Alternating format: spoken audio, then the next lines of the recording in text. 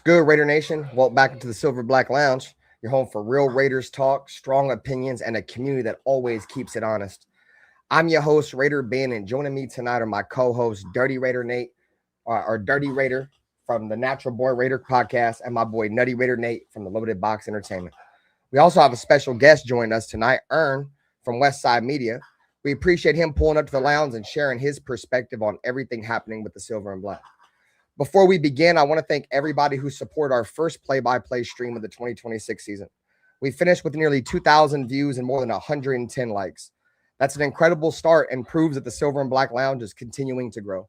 Whether you watch the entire game, stop by a few minutes, hit the like button, share the stream, or participate in the chat, we appreciate every single one of you. There's much more to come. If you're watching after the live stream, you can still help the lounge grow. Hit the like button, leave your opinion in the comments, and use YouTube's new hype feature if it's available. Hype in the video helps expose the Silver and Black Lounge to more members of Raider Nation. So don't just watch, help us push this show up the leaderboard. Tonight, we're breaking down everything that stood out in that 27-14 preseason loss to Arizona Cardinals. The scoreboard wasn't what we wanted, but there were positives. Kirk Cousins opened the game with an impressive touchdown drive. Fernando Mendoza showed poise and promise. Jack Bech found the end zone, and Mike Washington Jr. delivered the biggest run of the night. We also have some serious questions to answer. How concerned are we about Arizona completing their first 16 passes? Did Mendoza do enough to move ahead of Kirk Cousins? Who raised their stock, and who needs a big response against Houston? Before we get into the discussion, tonight's show is sponsored by MMOEXP, your destination for in-game currency across your favorite sports and online games. Use promo code The Lounge at checkout to save an extra 8% off on your purchase. You'll find our official MMOEXP referral link in the description. And every purchase through that link helps support the Silver and Black Lounge.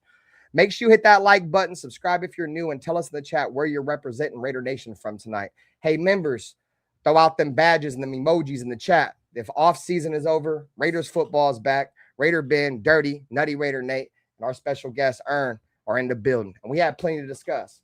One nation, one family, one lounge. Let's get it. For the cheapest and safest Madden 27 coins and coins across all video games, check out MMOEXP.com. Use code The Lounge for 8% off. Thank you, MMOEXP, for sponsoring today's stream.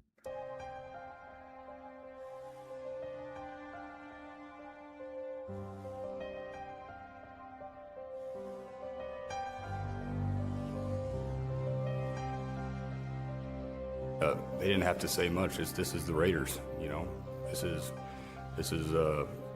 one of the most historic, franchises in the NFL with a great history that I want to be a part of. I want to be a part of furthering that history. When you say commitment to excellence, okay, and you look at the walls around here, you look at the players on this wall, and there's a history. There's a history of Hall of Fame players here. There's a history of Super Bowls, and that's.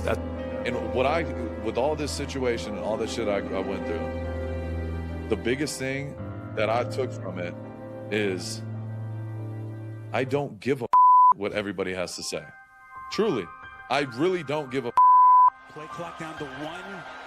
Williams batted up in the air, and it is picked. Crosby. He has been a beast. We do believe that this is a game psychologically of intimidation and of fear. I don't mean cowardly fear, but fear. But the Chargers and all those teams. To be honest, I don't like any of them. I hate all teams. The other team's quarterback must go down, and he must go down hard. But the Chargers. What I call the vertical game. We were going to stretch the field vertically. When we came out of the huddle, we weren't looking for first downs. We didn't want to move the chains. We wanted touchdowns. We wanted the big play, the quick strike. It's number one to say you want to do that. It's number two to say that you have the players to do it, but it's number three to do it. Hard. Try not to make mistakes, but don't worry about mistakes because there's only one thing that counts. Just win. Your commitment to excellence and your will to win will endure forever. You will not get it.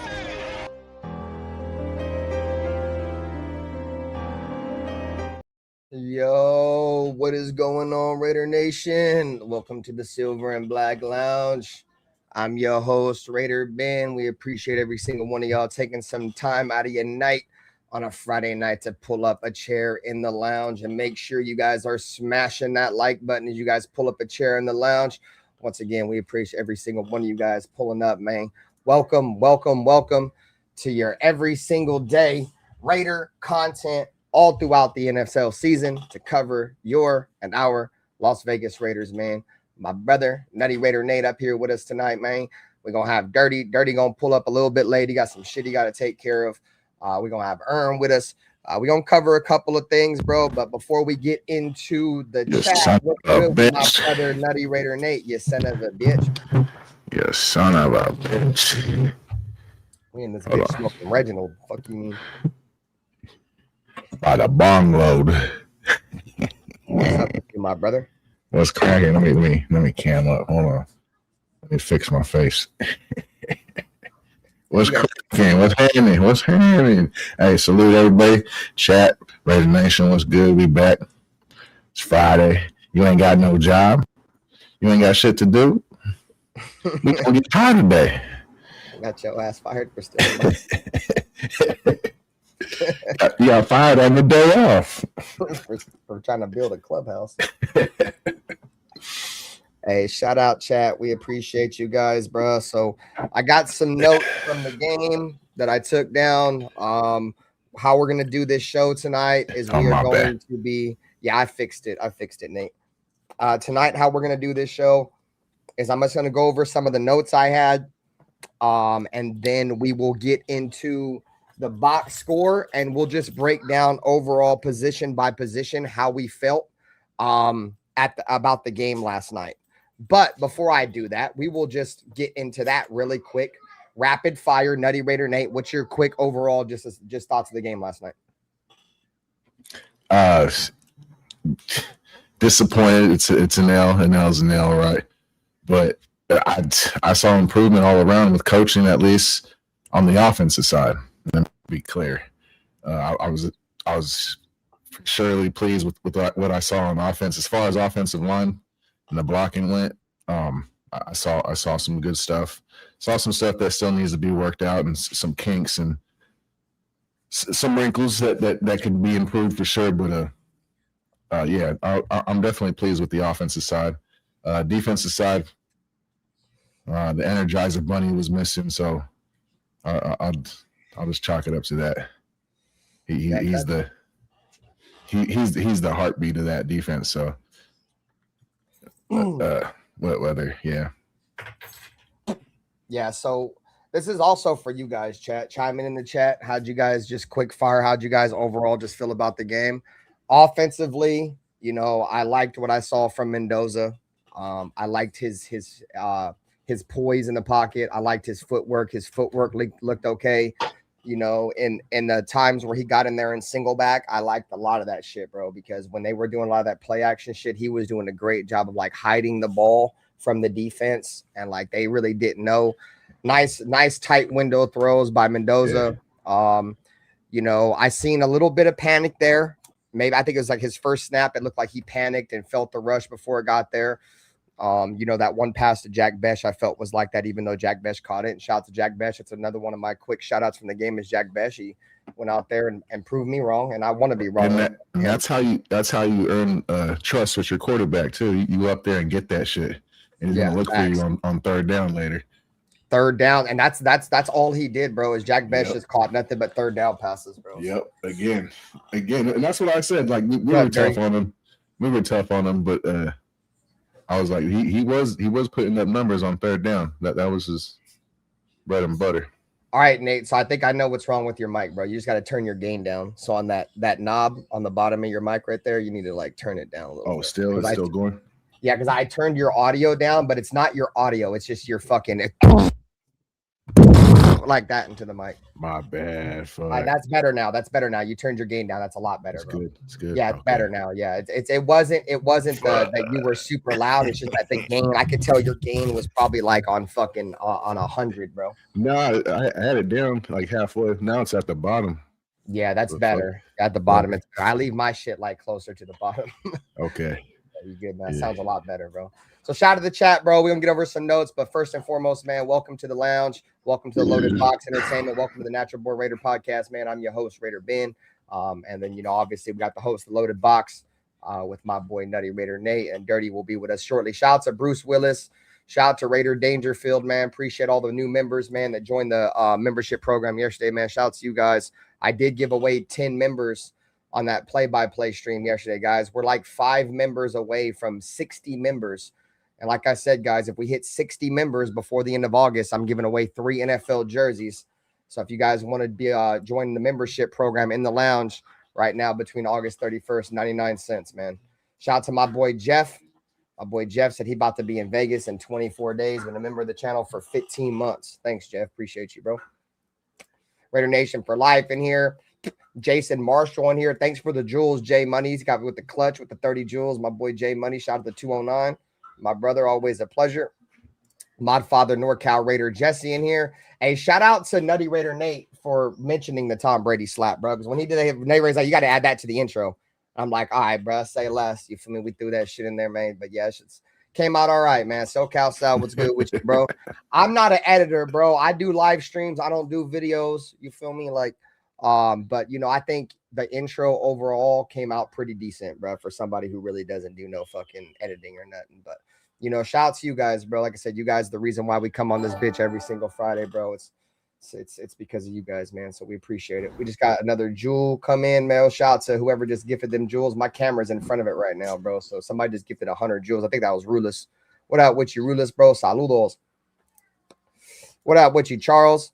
My brother Charles, dog, in the building. Always a pleasure. Raider Nation for life said, Nate, I'm at work right now. God damn it, you son of a bitch. You loud as PS. I took care of it, bro. We good now. Sounds a lot better, bro. It's just that gain slider is a motherfucker. What up with you, Kev? Saludos. I put the microwave. I twist that shit when I set it up and shit. Yeah, most likely. That's on full blast. Yeah, that bitch. I said it wasn't really the loud, like you were loud for sure, but it was like the that shit, you know what I'm saying? Like it was the deaf. I mean, not the deaf, but like the bass. You had hella bass in your voice, like somebody was slapping 2 15s in the back of your throat. Pause. You know what I'm saying? Pause. Yeah. Pause. Dev said the reverb was bad. Yeah, his shit was my bad, guys. My bad. Jesse said, I'm excited for the offense. I'm a little concerned for our defense, but it's all new coaches. They're going to need a couple games to get on the same page. Yeah, bro. And the Cardinals had already played a game, bro. You feel me? They had already played a game. They already had a little bit of fucking time on the field. That was the Raiders' first game. So I don't want to get too much into shit because I'm gonna save a lot of the topics for the show. What up, CPG? He said, sup, Benther. Mendoza looked pretty good, man. A couple of those throws had me like, damn, that kid's got something to him. Yeah, bro, that play action pass that he threw to Malik Benson and in between 4 defenders, bro, in a tight window, dog, was a crazy throw, bro, especially from a kid that never really played under center. You feel me? And he went play action. He hid the ball and just threw a fucking missile. It's a great throw. What up, Raider Knight? Saludos, bro. Thanks for coming by the stream. Jeff said, I feel like a proud dad watching Ben really up in your game this year, man. Proud of you, bro. I appreciate you, Jeff. It's just, I've been saying for many years, gang, the lounge got to move a little bit different. You feel me? I got to grow up a little bit and, shout out to everybody, man, that's been a part of it. Boom, boom. And that wasn't Rulus with the jewels. That was Raider Knight. Shout out to Raider Knight with the jewels. Appreciate you, dog. Always a pleasure. Sorry, I was up there in the chat. I want to make sure we get through the chat, bro. Raider Dangerfield said JPJ looked good out there. He was pancaking people, setting walls.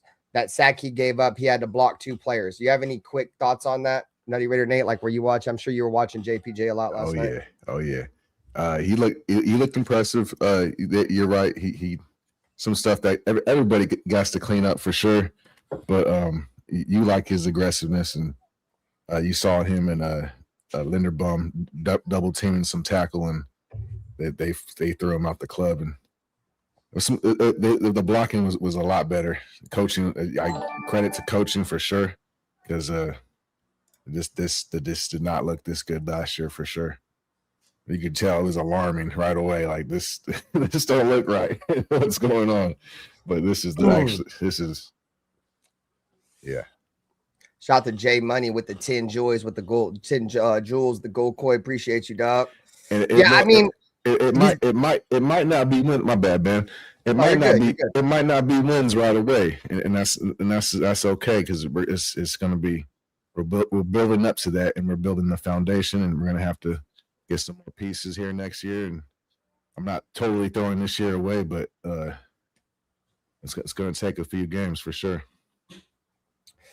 And one thing that I will mention about JPJ, like you said, bro, we all like him for his effort and shit. He just got intangibles, dude. You know, he's got the intangibles, what you want to see as a guard.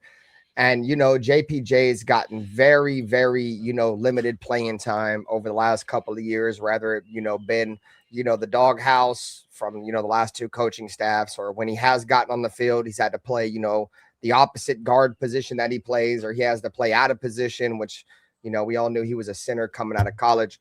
So, you know, at the end of the day, bro, I think JPJ, I think he's going to fit in well in this system.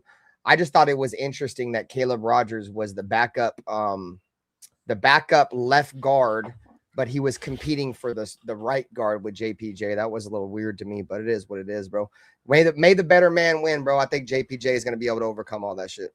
What up, Bueno? He said, Ben with the Kyler Murray legs. Yeah, bro, my legs don't move. Don't ask me to move my legs, gang. Them bitches don't move. I ain't gonna hold you. Charles said, Ben about to take flight this year for sure. Thank you, dude. You guys know, bro, when football season's here is when I lock in, bro. I'm just not an off-season content guy, bro. I love coming on here and just being genuine. And when the Raiders give me something to be genuine about, bro, I can come on here and just be myself. And that's what I pride myself on being, bro. I don't like coming on here and trying to fucking force content. I like to just come on here and be myself. So CPG said Ashton Genty's a hell of a safety blanket for the kids. Shit, talking about Genty, boy, we got to mention Brock Bowers too, boy. Talking about he got Genty and Brock Bowers. He said Ben is crazy legs from Don't Be a Menace type shit. Raider Dangerfield talking about Fernando. He said his footwork from under center was looking good. He was definitely comfortable after that first drive. Yeah, bro, it was nice. It was nice. He said the corporate brand is growing slowly but surely, man. I ain't gonna say I'm going corporate, bro, but you know, sometimes the tides have to turn, bro. I said before, gang, I gotta come on here and be more professional, bro. I gotta, as much like I'm gonna be myself regardless, but I gotta come on here. I feel like I know too much in terms of technology and you know, this streaming shit, like these backdrops, like, bro, I know too much to not take it seriously, bro. You feel me? And I'm just taking it seriously. So you can call it corporate. You feel me? Cool, Kev. It's all right, bro. I love you anyways, dog. But I'm just trying to be more professional, bro. That's all it is. What up, Joely? I've never truly taken YouTube serious, bro. Like, this shit has always really just been on the back burner and like more of a hobby to me, bro. But I'm taking this shit serious now, bro. I have a home and shit to where I have an environment where I can take this shit serious. I'm going to take this shit serious, bro. So we got a special guest in the backstage. God damn it, my brother from the Bay, Maine, my boy, Westside Media. What up with you, Aaron? Uh-oh. Y'all hear me? I hear you. What up with you, Y'all bro? hear me? What up, All Eyes? Saludos. Nice to see All Eyes back in the chat, bro. I'm glad to see you here, bro. My brother. CPG said, yeah, Bowers, yeah, for surely, gang. All right, bro. So I got some of the notes from here. Start the game off. Kirk Cousins directed a touchdown on his only series. 5 for 6, 50 yards and a touchdown. 141 passer rating. Michael Mayer finished the drive with a 13-yard touchdown. So that was my top note because it's happened early. What's your guys' overall impressions of Kirk Cousins and the Raiders opening drive? We'll start with Nate, bro. But you guys get your shit in the chat too. Let us know. What was your impressions of that opening drive with Kirk Cousins? Efficient, yeah. His arms, the rumors are true. Those balls kind of floated a little bit, but everything looked efficient. No complaints for me. I like the play calling. I like some of the setups. It was the concepts. It was simple, but effective. And there's some guys open who I still feel like. Thanks, guys, for the Jules Captain point. What about J Money? Could have got some.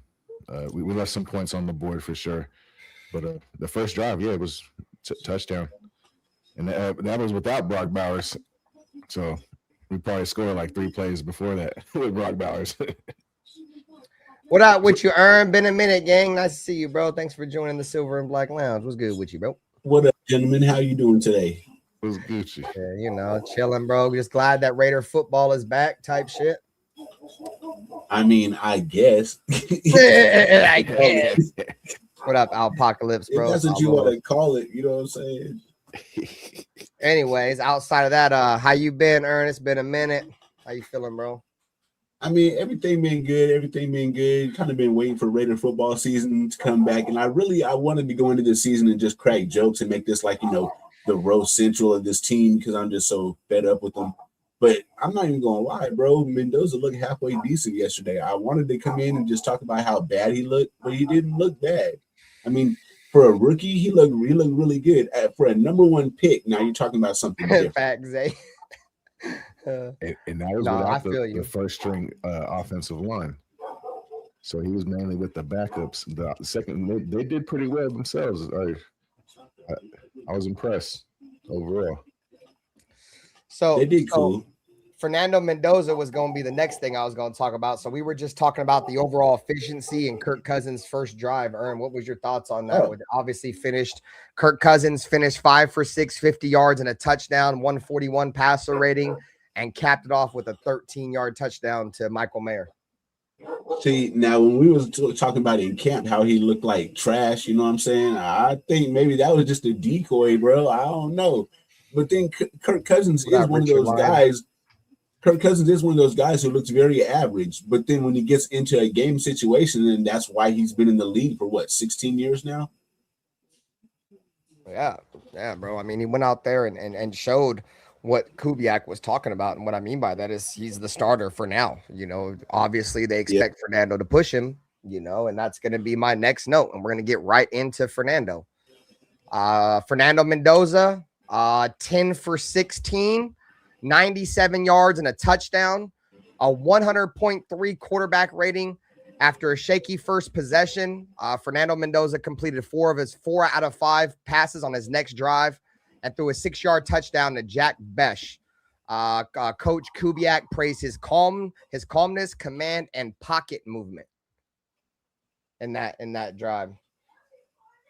Let's see what the chat was saying, bro. Chat had some little insights on the show as you want to get into the chat.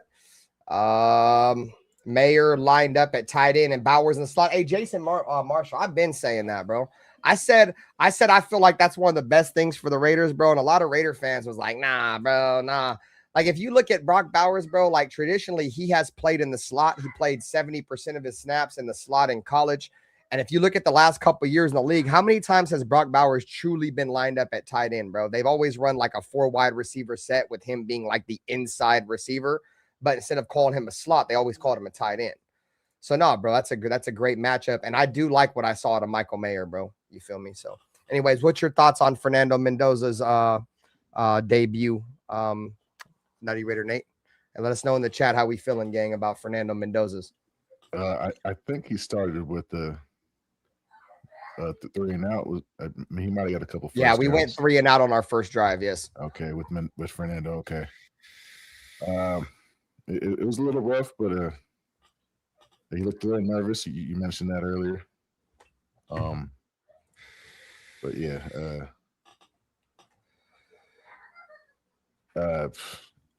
he looked good to me. He looked solid. I was looking for stuff like under the center type stuff and how his footwork was going to be with the live bullets flying, you know. And he looked pretty efficient for the most part. So. Yeah, and then he's got the zip on the ball, so what up, Brandon? I was impressed. I was impressed. We didn't get the win, and then I like him at the end of the game too. He said he felt like it was his fault, and he let the fans down. And we had Derek Carr for a long time, but I was gonna say the same shit, dog. I felt like that shit isn't really sincere anymore. That shit was just played out, and we're tired of hearing it.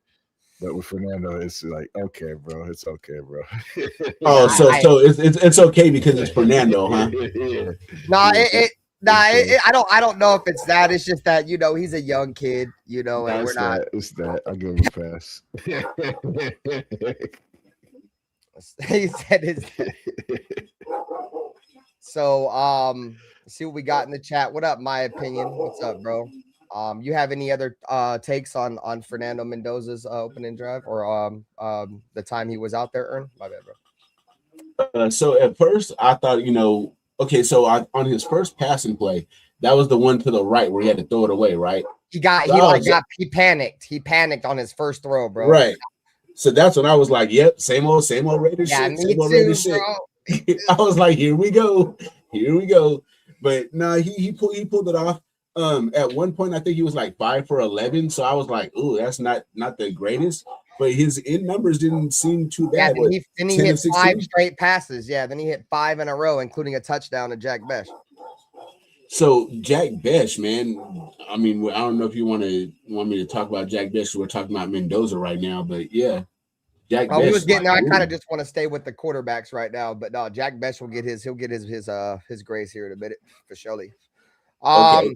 Yeah. So my overall grade for Fernando Mendoza, I've heard people saying A- and all this stuff. I'm going to go with somewhere in between a B+ and a B, leaning more towards B+. I'm just very hesitant to give him an A. The reason being is because his draft position, like in all the hype, everybody pumped this guy up to be the next Joe Montana. So now when you're not Joe Montana, then you're not an A+ to me. So I can't give him an A grade, but I'll give him a B+, a solid B+. Yeah, I mean, if we're giving grades out, I'd probably give him like a B+ or A-. Yeah, I was very surprised. I won't say surprised, but maybe that's a bad word, but kind of surprised how good he looked under center, bro. And how fluid his hips and his feet were, dude, when he was throwing the football. Like, he looked like a guy that had played under center before. Those play actions were fucking nice, bro. And Nate, I'm gonna show a clip right now. Shout out to Brian Baldinger from Baldy's Breakdowns on Instagram. I'm gonna show y'all a clip, bro. And even Chase Daniels said the same thing, bro. And this is what I love to see from young quarterbacks, bro, when it comes to like being under center and single back or any quarterback, bro, is when you hide the ball from the defense, bro. When he was doing play action, he was like hiding that shit, dude. So the defense didn't know really who had the fucking ball. And it's crazy that just little things like that can make you so much better, bro. So let's throw this shit over to Brian Baldinger. I'm sorry to discount what you just said, Ben, but that's expected when you're an NFL quarterback is to be able to hide the ball and play action. But not a lot of quarterbacks do that though, Ern. They get comfortable and I'm gonna show you an example.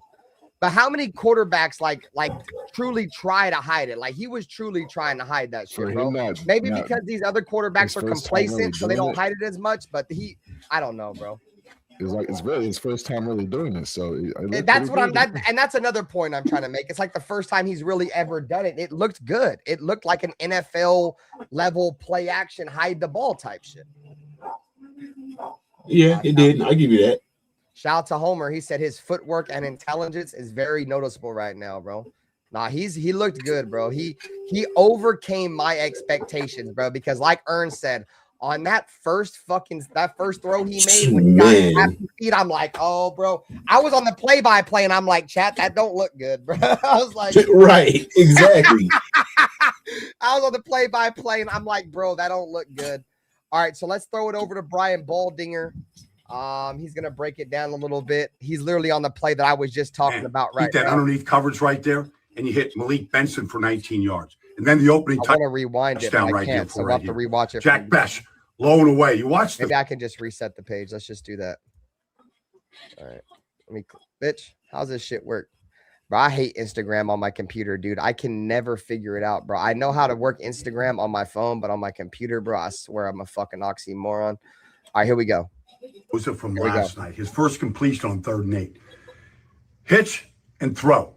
Hit Jack Besh for 9 yards and a first down. Play action pass. Right here, bro. Look at this. This is the play I was talking about, bro.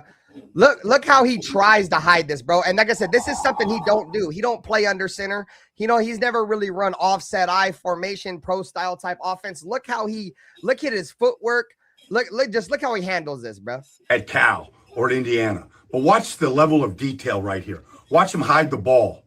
Like right there. Leaving Arizona right here, just guessing who has it. All right. Then you step up, hitch, and throw. Man, beat that underneath coverage right there, and you hit Malik Benson for 19 yards. And then the opening touchdown right here. Jack Bech, low and away. You watch the throw, though. Bro, that fucking window, dog. Bro, playing quarterback in the NFL at a high level is a lot about anticipation, bro. You feel me? And one of the biggest things about Fernando coming out of college is he's great at anticipating what the defense is going to do and how he's going to be able to diagnose that very quickly and expose your defense. And he did that, bro, in his first ever outing, bro. Like, obviously, the first drive didn't go that good. The offensive line, they're going to get their own segment because we might be backing up the fucking trash truck on the fucking offensive line. I ain't going to lie, because they've had like 7 offensive line penalties or some shit. But anyways, he plays with great anticipation, bro. And this play shows it, dog. The throw is exactly where it needs to be. It's so decisive. I mean, this is the red zone. Everything is compact. There's the throw. There's the touchdown. And then the reaction is just real. Trey Zoom, right? The rookie right tackle right there at A&M. Beautiful. Then you get this. He's looking left. Doesn't like it. Comes back over the middle and hits Tariq Young on a cross. And that's what a lot of people, including myself, are also looking forward to, is how does he go through his progressions, bro? He went from number 1 to number 2 to number 3, bro. That's the thing that stood out to me the most about Fernando Mendoza is them progressions, bro. He goes through that shit like one of them sprinklers, like one of them old school park sprinklers. Type shit, bro. Bro, I love that, bro. He showed so much, bro. And I hate to say it, you feel me? But I don't really hate to say it. That's a bad word. I got to get better with words, guys. I love to say it, bro, that, Brian Baldinger, bro, he don't really show too many people on his shit unless he, they actually showed some nice NFL talent shit, bro. And I think a lot of us can agree with how, outside that first drive, I mean, he looked fucking efficient, bro. And keep in mind, chat, shout out to 30 people, man. You guys hit the like button, whether you're watching the Loaded Box or on the Natural Born Raiders podcast or here in the Silver and Black Lounge. Subscribe to all channels. Go shout out to my boy Westside Media, the homie Ern up here with us tonight. But I think a lot of us can agree on that. I think he looked, the offense under Fernando Mendoza looked good. And like I said, I was going to get at is that the Cardinals ran their starters like the entire first half. Like, we pulled out our starting offensive line once Kirk Cousins came off the field. So Fernando was out there playing with backup linemen. He was playing with all of his backup receivers. Shout out to Malik Benson. Outside of him getting upended on a kick return, I thought he looked good. But the point I'm trying to make is Fernando Mendoza was out there playing against the starting Arizona Cardinals defense, against a backup, and we had a backup offense. So let's just continue. Awesome. There's a couple things I want to get over with Fernando. There's another one where Chase Daniels breaks down the throw that he made in quadruple coverage. It's just a great throw, guys.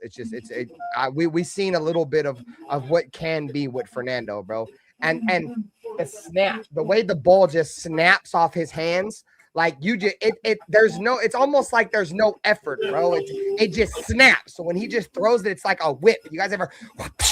That's what it looks like when he throws that bitch, bro. And it's impressive, man. I don't know, Ben. I don't know if I agree on that one, because my criticism of Fernando Mendoza last night was when we first seen Derek Carr. When Derek Carr came out his first preseason game, when he threw the ball, it looked like a lightning bolt come off his hand. And I didn't feel the same way about Fernando Mendoza's passes last night. No, I mean, I don't know. I don't really want to, because I really don't remember, bro. If I'm being honest, I really don't remember. I know Derek Carr had a good arm, but I definitely know that from what I've seen from Fernando Mendoza so far, he's got a nice arm too. I don't remember that throw that he had to make to Jack Bech that we just watched, that touchdown throw, bro. He had to sling that bitch in there. That was a dart for sure. Yeah, and I'm gonna show you another one here in a minute. Ern, just sit tight. What were you gonna say, Nate? Carr didn't throw a lot of deep passes his rookie year. We didn't have a lot of deep threats, but it just, I remember him throwing a lot of quick little outs. And in the first preseason game, they was letting him throw to see what he had. I remember. Make this a Derek Carr show. Like, as much as I kind of want to make this a Derek Carr show, can we just move on with this shit? Like, I get it. I get it, bro. I get it. Let's move on though, bro. Picks up a first down. You watch him go through his progressions. Yeah, break it down for us, Baldy. Right here. Little 3-step drop, doesn't like it to the left. All right. But you throw with your feet, right? That's the The motto in this training camp: throw with your feet. Get your feet set, then make the stick throw. Brandon Johnson for a first down. So a lot of things from Mendoza last night. Yeah, A lot of good bro. things from Mendoza. Fernando Mendoza from last All night. right. So now we're gonna watch. Now we're gonna watch the Chase Daniel breakdown. This is where you're really gonna see that throw earn that we had talked about earlier, where he had the play action shit, where he had to zip it in there. You're really gonna see it because Chase Daniel is gonna show you from an all 22 here, where that play was in between 4 defenders, bro. So here it is. Shout out to Chase Daniel on Instagram, former NFL quarterback. Guys, this is just too good not to show. This is the third drive for Fernando Mendoza. He's under center in 21 personnel, 2 backs, 1 tight end, tight formation. I don't think he's ever done this in his entire life. Jet sweep motion, so it's on the move. You're going to have 19 come up, find a hole at 18 yards, and this guy's just going to run out through, and you're going to have this guy in a flat. But I want you to watch Fernando. We'll run it one time through to just see it. The accuracy and the rhythm on this throw. So look, bro, look how many people are in here, bro. So look, there's 1, 2, 3, 4 defenders in this shit, bro. Is really, really good. Like they're rotating. And also, let's continue to. This is single back. This is something that he's never done. He's never done, bro. So he's in single back.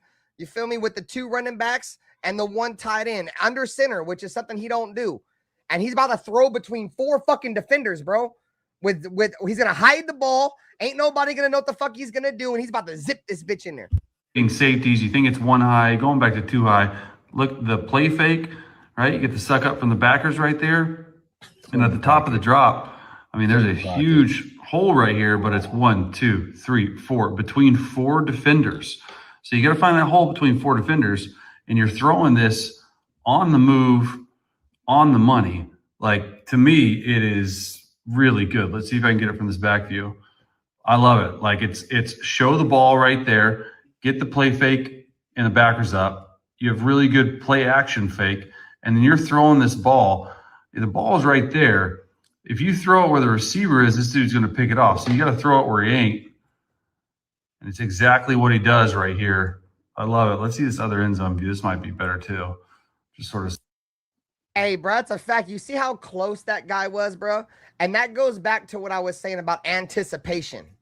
You feel me? If he threw that ball where fucking Malik Benson was at the time, that was a pick, bro. But he anticipated, bro. He knew his receiver was going to keep running. Hey, Ben. What up? Let's keep it real, bro. That was a great pass, but there was a lot of luck in that as well, bro. Like, if you're going to have your quarterback making that pass throughout the season, like, I would say like 40% of the time that's going to be picked. I mean, I don't want to. I can't really predict the future, but I don't think the Raiders are going to rely on that a ton, though. Like the Raiders were like on 3rd down when he had to make that throw, 2nd down and long. Like I agree, but at the same time, luck has a lot to do with football. You know what I'm saying? Like sometimes motherfuckers get lucky, and that's how they win. I don't know if that was a lucky ball.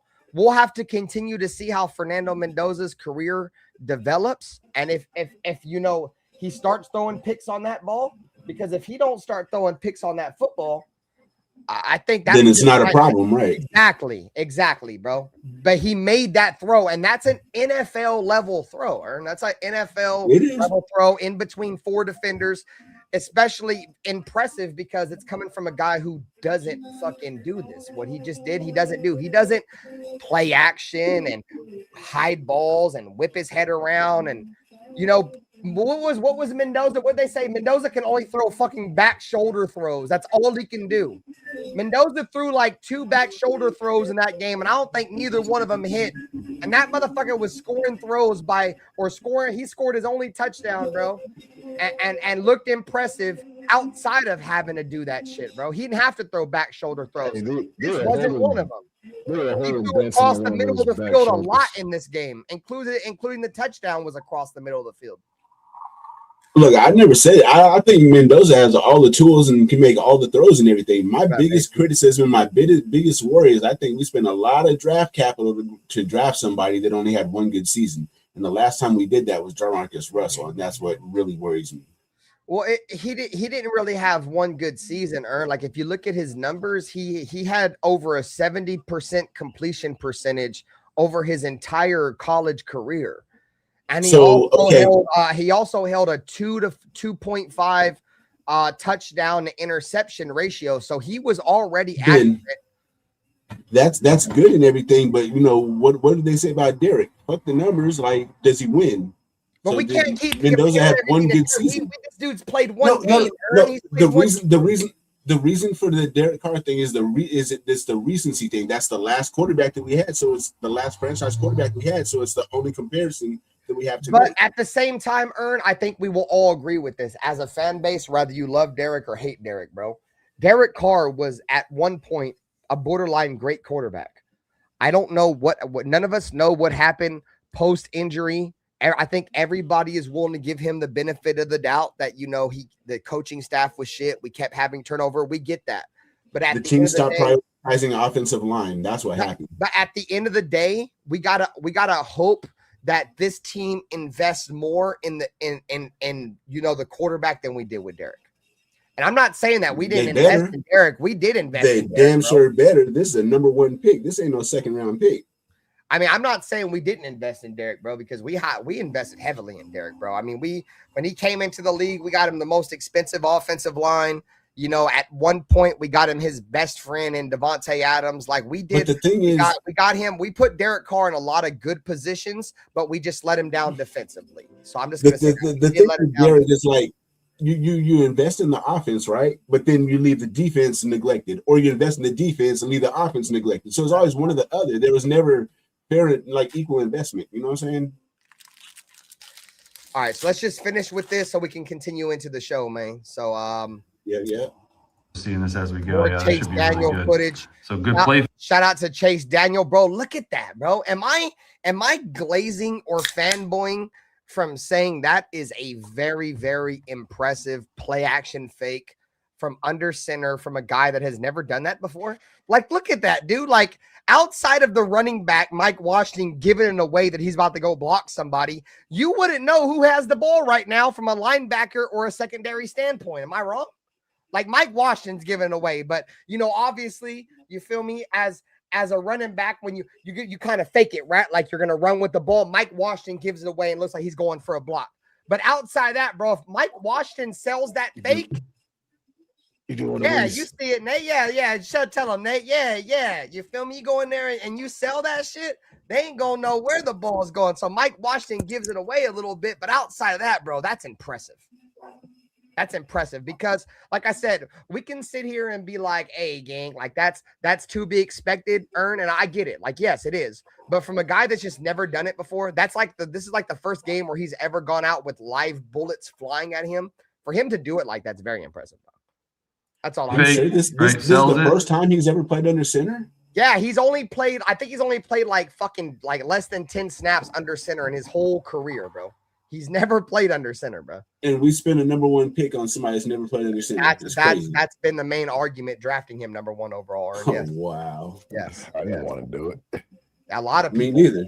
I didn't want to originally neither, bro. But at some point, I realized the Raiders were going to do it no matter what. So I just fucking caved in. So anyways, that's the point I'm getting. So Ern, you didn't know that? So yes, bro, he's never really done this before, bro. So that's what makes it more impressive to me, bro, is he's never done this and he's learning, bro. And look at that, bro. Look at this dude right. Oh, I don't got the screen on, bro. My bad, guys. Look at this dude right here. So here's fucking let's put this joint on the big screen. Let me see. All right. I wish I can fucking find a way to make it bigger. But anyways, look, bro. So you got Fernando. Look at this dude's about to pick that shit, dog. I don't know, bro. It's impressive to me, gang. I don't know. And then the throw, I mean, it looks like it's going to be picked off. Facts. The throw is unbelievable. So good. All right, guys, this is just too good not. So there it is, man. There it is. Fernando Mendoza, a couple little standouts before we move on. Why don't y'all just put a ring on it? Damn, I mean, shit. Type shit. I done already put a ring on it, goddamn it, because I know the Raiders are all in on this kid. You feel me? So I've already put a ring on that shit. So Aiden O'Connell. So we're gonna go back over. Let me see. We talked about Mendoza said he felt like he left his teammates down. Shout out to the 30 people that are still watching in the chat. Whether you're watching on the Natural Born Raiders podcast, you watch it in the Loaded Box with Nutty Raider Nate, or you're over here in the Silver and Black Lounge with Raider Ben, man. Make sure you guys pull up a chair in the lounge and smash that like button. Shout out to homie Ern from Westside Media. You guys go check him out. So we talked about Fernando Mendoza said he felt like he left his teammates down, specifically identifying timing and anticipation as at areas requiring improvement. It was self-criticism, and it wasn't Kubiak criticizing him. So I think, he did come out in the presser and say that, he needs to be more anticipatory with his throws. And, like Nate said earlier, bro, super humble guy, dude. He came out and said he felt like he let his teammates down. So, it is what it is. So let's get in Aiden O'Connell. Shout out to Raider Rich for pulling up. Aiden O'Connell, 4 for 13, 85 yards, no touchdowns. He had a 55% quarterback rating. His 41-yard completion to E.J. Williams was half of his passing yardage, bro. So what's our overall thoughts of Aiden O'Connell? Totally misleading numbers, bro. And I'm not even the Aiden O'Connell fan. I've always hated the guy because they gave him number 4 in the Derek Carr thing. But I've never even liked Aiden O'Connell. But from what I seen last night, bro, our third, whatever receivers he was playing with, they don't even need to be in the NFL because he was hitting them receivers where they needed to be hit. They was just dropping the ball. Unacceptable, bro. That's all on them. They made him look horrible, and he actually looked pretty good last night. I ain't gonna lie.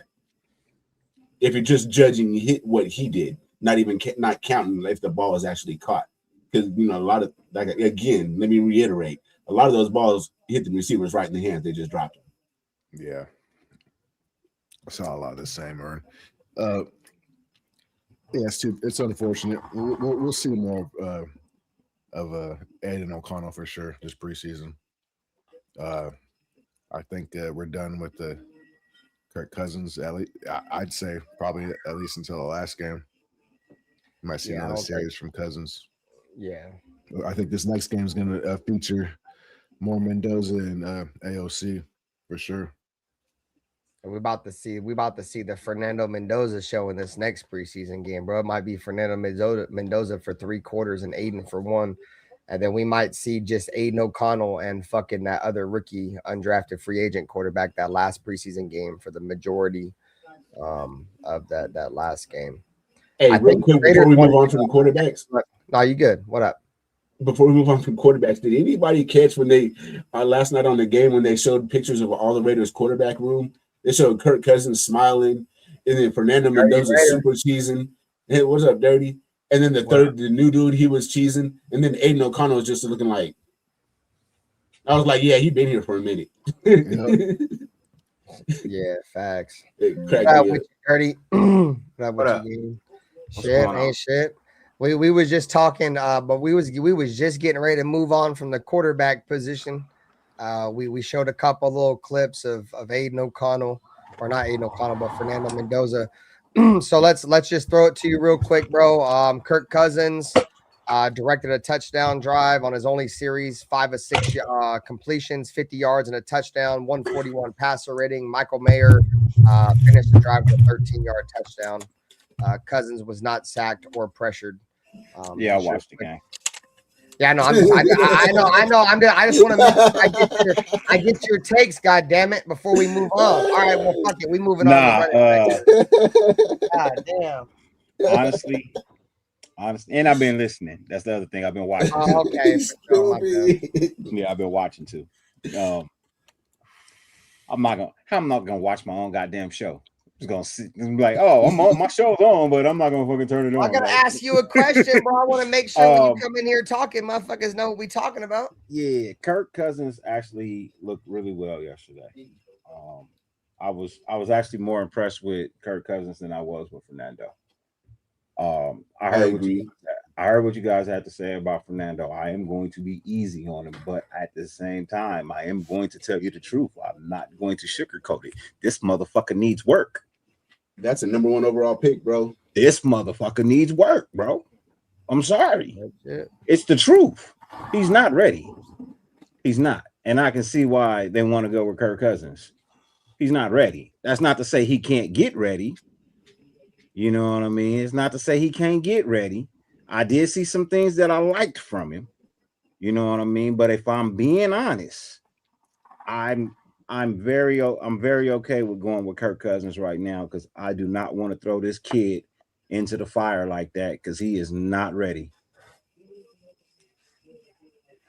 Yeah, that sack he took was I blame it more on him.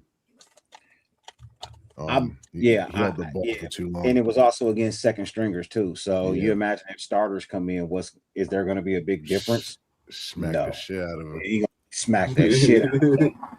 You know what I mean? So Kirk Cousins, Kirk looked cool, calm, and collective yesterday. Fernando looked shook. He calmed down, but when he originally got out there, he looked shook.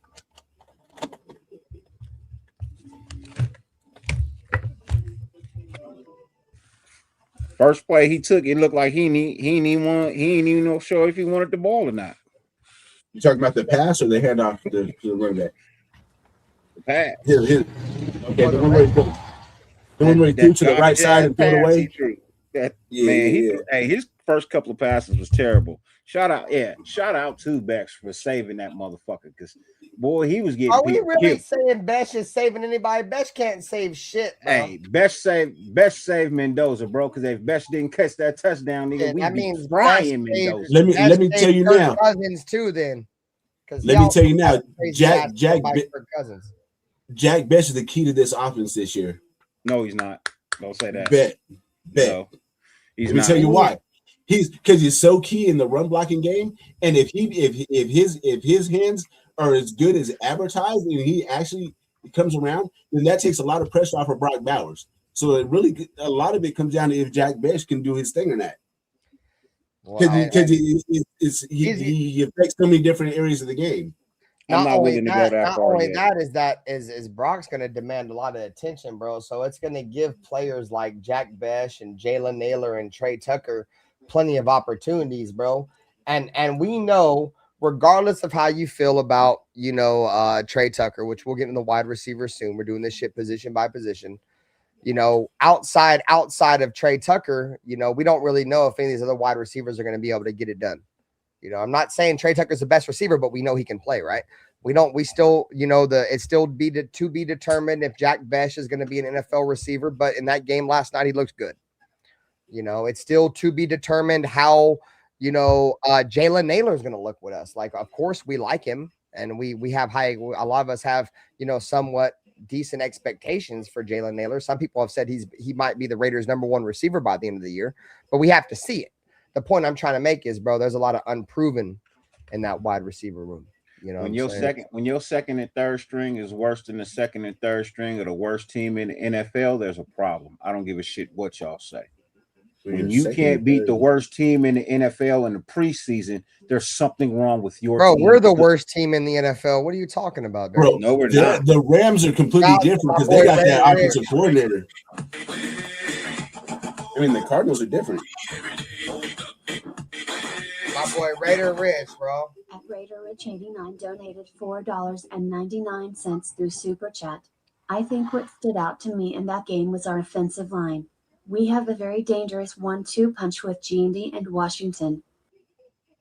Shout out to my man's Raider Rich with the Super Chat, and we're going to get into the running backs here shortly. But yeah, man, the 1-2 punch between Mike Washington and Ashton Genty looks serious. We're gonna get to that shortly, Raider Rich. Thanks. Dude. I'm okay with Kirk Cousins running until Mendoza is actually ready, bro. That's not to say Mendoza can't be ready and can't be good. I never said that. I just said from what I saw last night, I would rather run with Kirk Cousins right now. I feel you. Mendoza just not. He just it no, just he ain't needs there. Work. No, he needs work. I don't think anybody's going to discredit you for that. I think a lot of us know that he needs work. But the one thing I think a lot of us will tell you, Dirty, I think you may be able to agree with this or not, is he looked decent for somebody that never really played in a true pro style offense the way he did under Kirk Cousins. I mean, not Kirk Cousins, but Clint Kubiak's first game. He looked decent. He looked like he was okay. comfortable. He looked okay. Decent is under okay. Decent is under okay. He okay, that's all I'm asking for. Yeah, I think a lot of us, but he looked okay, and that's all we're asking for, though, right? I won't say decent. I'm not saying decent. That's implies an average. I think he looked above average. No, he didn't look above average. But even if he looked average or above average, bro. No. If he looked average or above average, he's still a young quarterback, bro. That we a lot of us think he's gonna sit this year. And if he looks average or above average as a rookie in his first fucking game, that means the future is bright. No. He looked average to slightly above average. Vervencio, I'm gonna just tell you that right now. Learn on the field is bad coaching. In the NFL, that's bad coaching. Learning on the field, Pop Warner High School, that's different. Learning on the field, NFL, that's bad coaching. When you're the number 1 overall pick, you're not expected to be learning, bro. You're supposed to be NFL ready. I hear you, but he's out there with the backups and guys who aren't going to be on the team this year. And that's not true. Some of them dudes gonna be on the team. Yes, some of them, yeah, but like I'm sorry, he took snaps from Tyler Lindenbaum. You can't tell me he didn't. Yeah, he started off, and then it just throws off the rhythm of the whole game. So you're taking snaps from different players, and they haven't really worked together too. That's another thing. It's yeah. Just let Mendoza sit and develop. That's all you got to do. Just let him sit and develop. I'm not trying to rush him. I would not throw him out there week 1, bro. If he's not ready, I hear a lot of fans screaming after last night, oh, he's ready to play now. No, he's fucking not. What are you talking about? Game recognized game. I keep telling you, bro. You say a whole lot of shit, but my main thing is because we trying to turn a new leaf over around here, bro. You're gonna either keep getting banned or I'm gonna throw out a challenge. I'm gonna issue you a challenge to see me in person at the LA game. Them your 2 choices. Hey, game recognized game, bro. I think he follows my page, bro.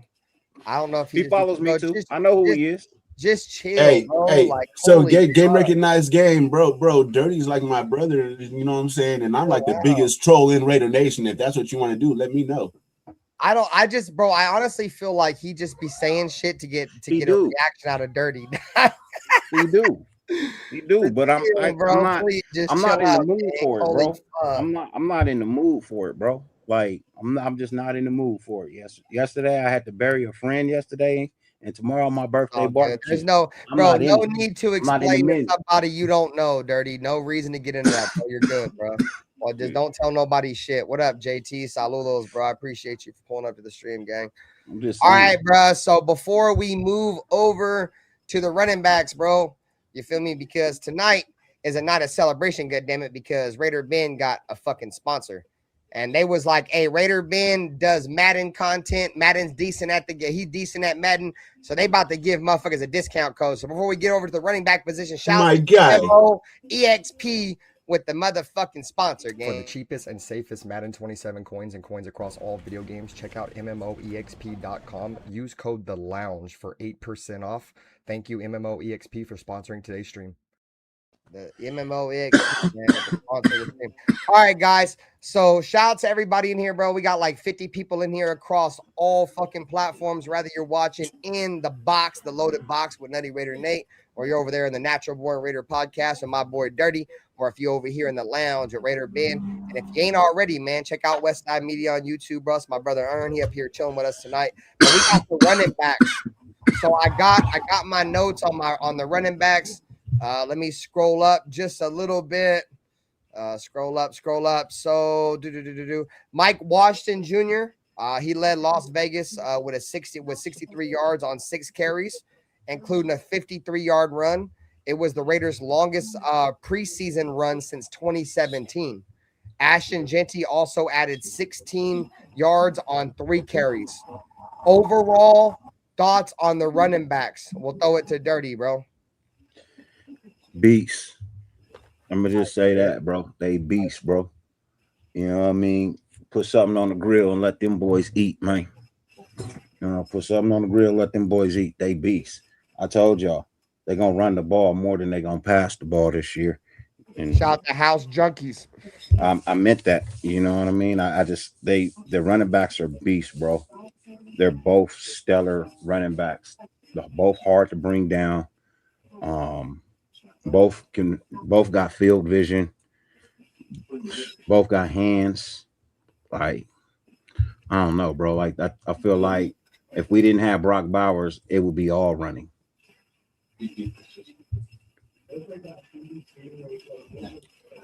We throw the ball 17% of the time on the whole season. We just run from there.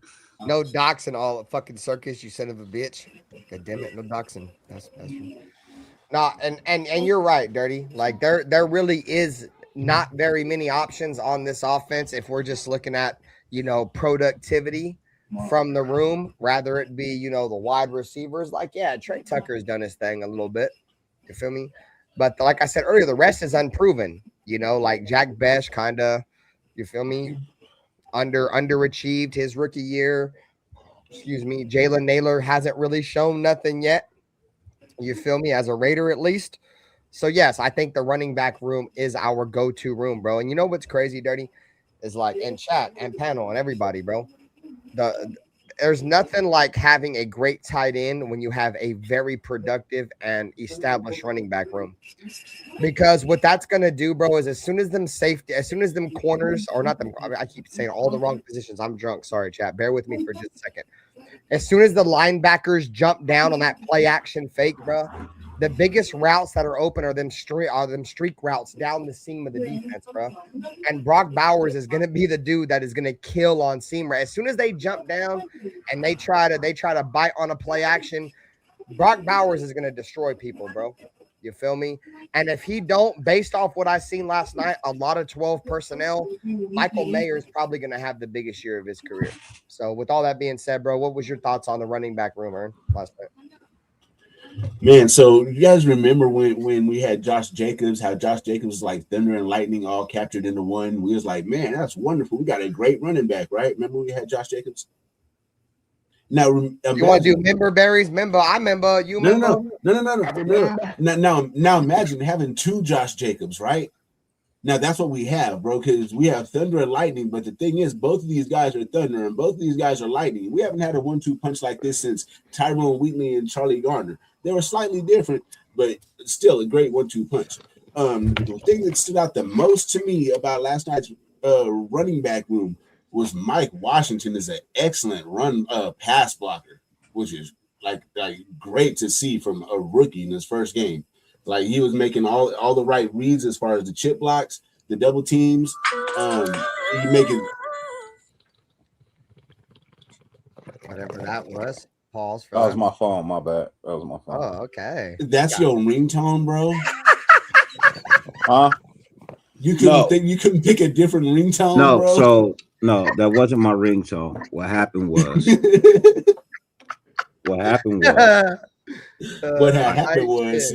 I came across this artist, this singing artist earlier on Facebook. Oh, it's research. Yeah. I seen her music. I liked it, and then I found it on YouTube. So I hit her up and told her, I just found your shit on YouTube. It's fire. I downloaded it. You know what I mean? Much appreciated for real music. And then she just hit me back. So when I opened it up, it went straight to the film. Her video. Okay. So, yeah. I was like, bro, that's your ringtone, bro? No, it's not my ringtone, bro. It's not my ringtone. I don't have ringtones. Anyways, you call and say hello, Moto.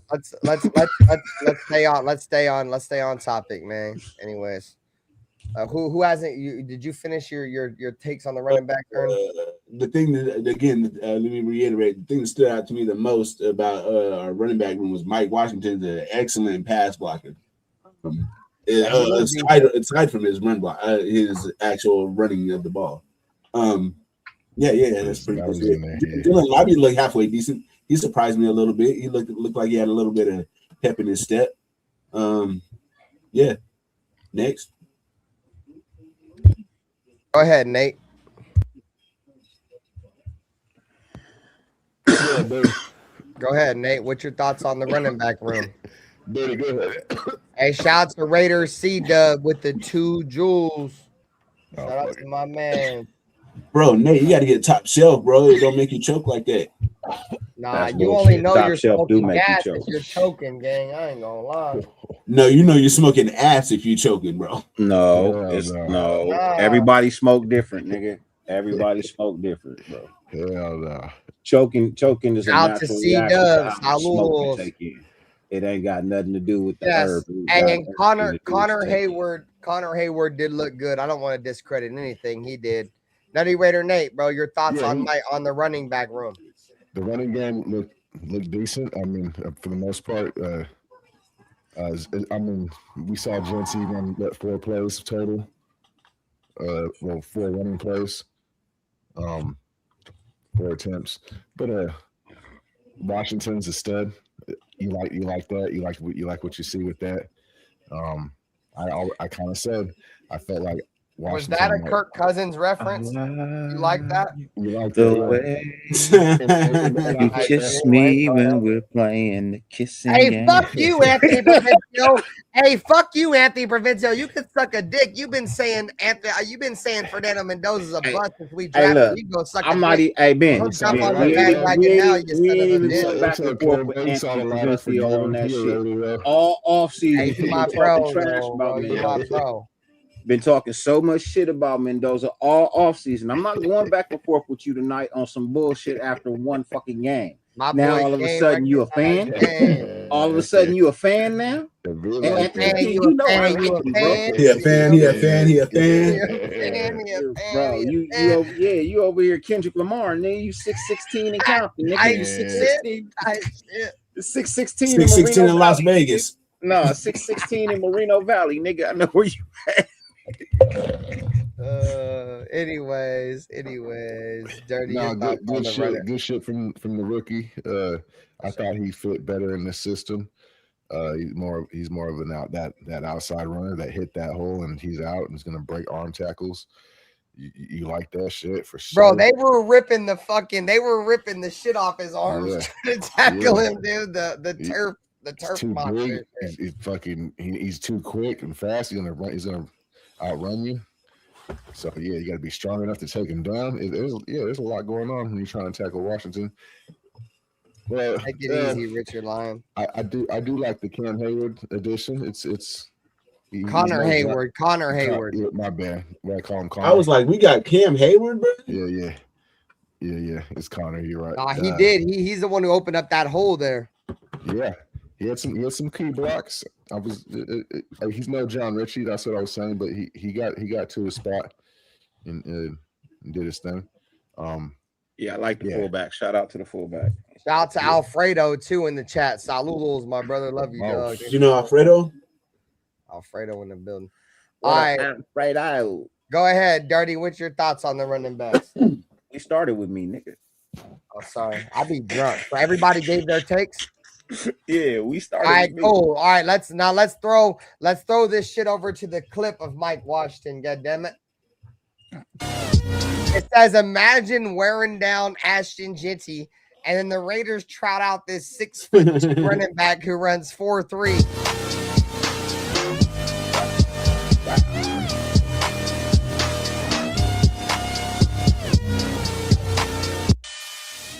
Like the effort too, the blocking. Bro, look at the block. That part, bro. Look at the block, bro. Look at the block, bro. Hey, JT, you can come up here and give your take. I got time tonight, bro. Y'all want to pull? Bro, look at the agility of this kid, bro. He's 6'2" and moves. He moves like Jalen Richard at 6'2", bro. Like like Jalen Richard, I feel like can run, but his vision was terrible. You know what I'm saying? This dude's got the moves of Richard, but at like 6'2". So one more time. Let's just show it one more time. I want to focus on the block. Let's just focus on the block, chat. All right, here we go. Look at the block right here. One mano e mano, Connor Hayward or Cam Hayward, if you want to listen to Nutty Raider niggas. He called him Cam Hayward. You son of a bitch. Anyway, here it is. Cut that. Look at the jump cut. The jump cut, bro. Stiff arm. Stiff arm would have helped block. Nasty work, man. Shout out to Mike Washington. So you heard a That's Debbie Downer, right? You crazy, heard a bro. Debbie Downer, right? I'm about to be Dirty Downer, bro. I'm about to be the Dirty Downer, nigga. It's a beautiful play. It's a beautiful play.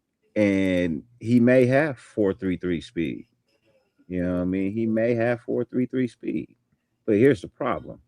That speed don't last very long. He shouldn't have got hawked. He should not have got caught. You gotta turn it up. I know. I see what you're saying, Dirty. He just got that quick burst, but he doesn't sustain it. It's not sustained. You know what I mean? So, and I get it. He did a lot in that play. He got chased from an angle too. What up, Jacobo? I get it, but do you know the shortest distance between 2 points is a straight line, right? Straight line. Well, and an angle is not shorter than a straight line. An angle is not shorter than a straight line. An angle is a straight line, depending on how they take the angle. Yes, that's a straight line. Yeah, but it's not. That's what makes taking the angle so effective, because it's a straight line. Yeah, his top, he had breakaway speed, but he doesn't have long distance speed. No, I'm not arguing that, because that if you go back and look at his highlights coming to Arkansas, bro, he would bust the hole and then get chased down for sure. I'm not arguing that. Yeah, no, that's the only thing I would say he could work on. You know what I mean? Because he should have had a touchdown. You know what I mean? Bro, when I was live doing the play-by-play, I was jumping up and down saying he was going to score. Even Lincoln Kennedy on the play-by-play was like, he's gone, and he got caught. Yeah, so he's got to figure out that long haul speed, or pace yourself. I don't know if he just ran out of gas or not. You know what I mean? I understand he did a lot in that play, jump cuts, moving. You know what I mean? Still getting the yardage. I applaud all of that. But my question is, once you break away, can you stay away? That's where you're going to. That's a good point, Dirty. That's very valid too. Does he have that sustainable speed? You feel me? I'm gonna send you the link, JT. Don't trip, man. But it's great to have a running back that can even do that, backing up your starting running back who can actually break away. And that's the reason why Ashton Jeanty will remain the starting running back.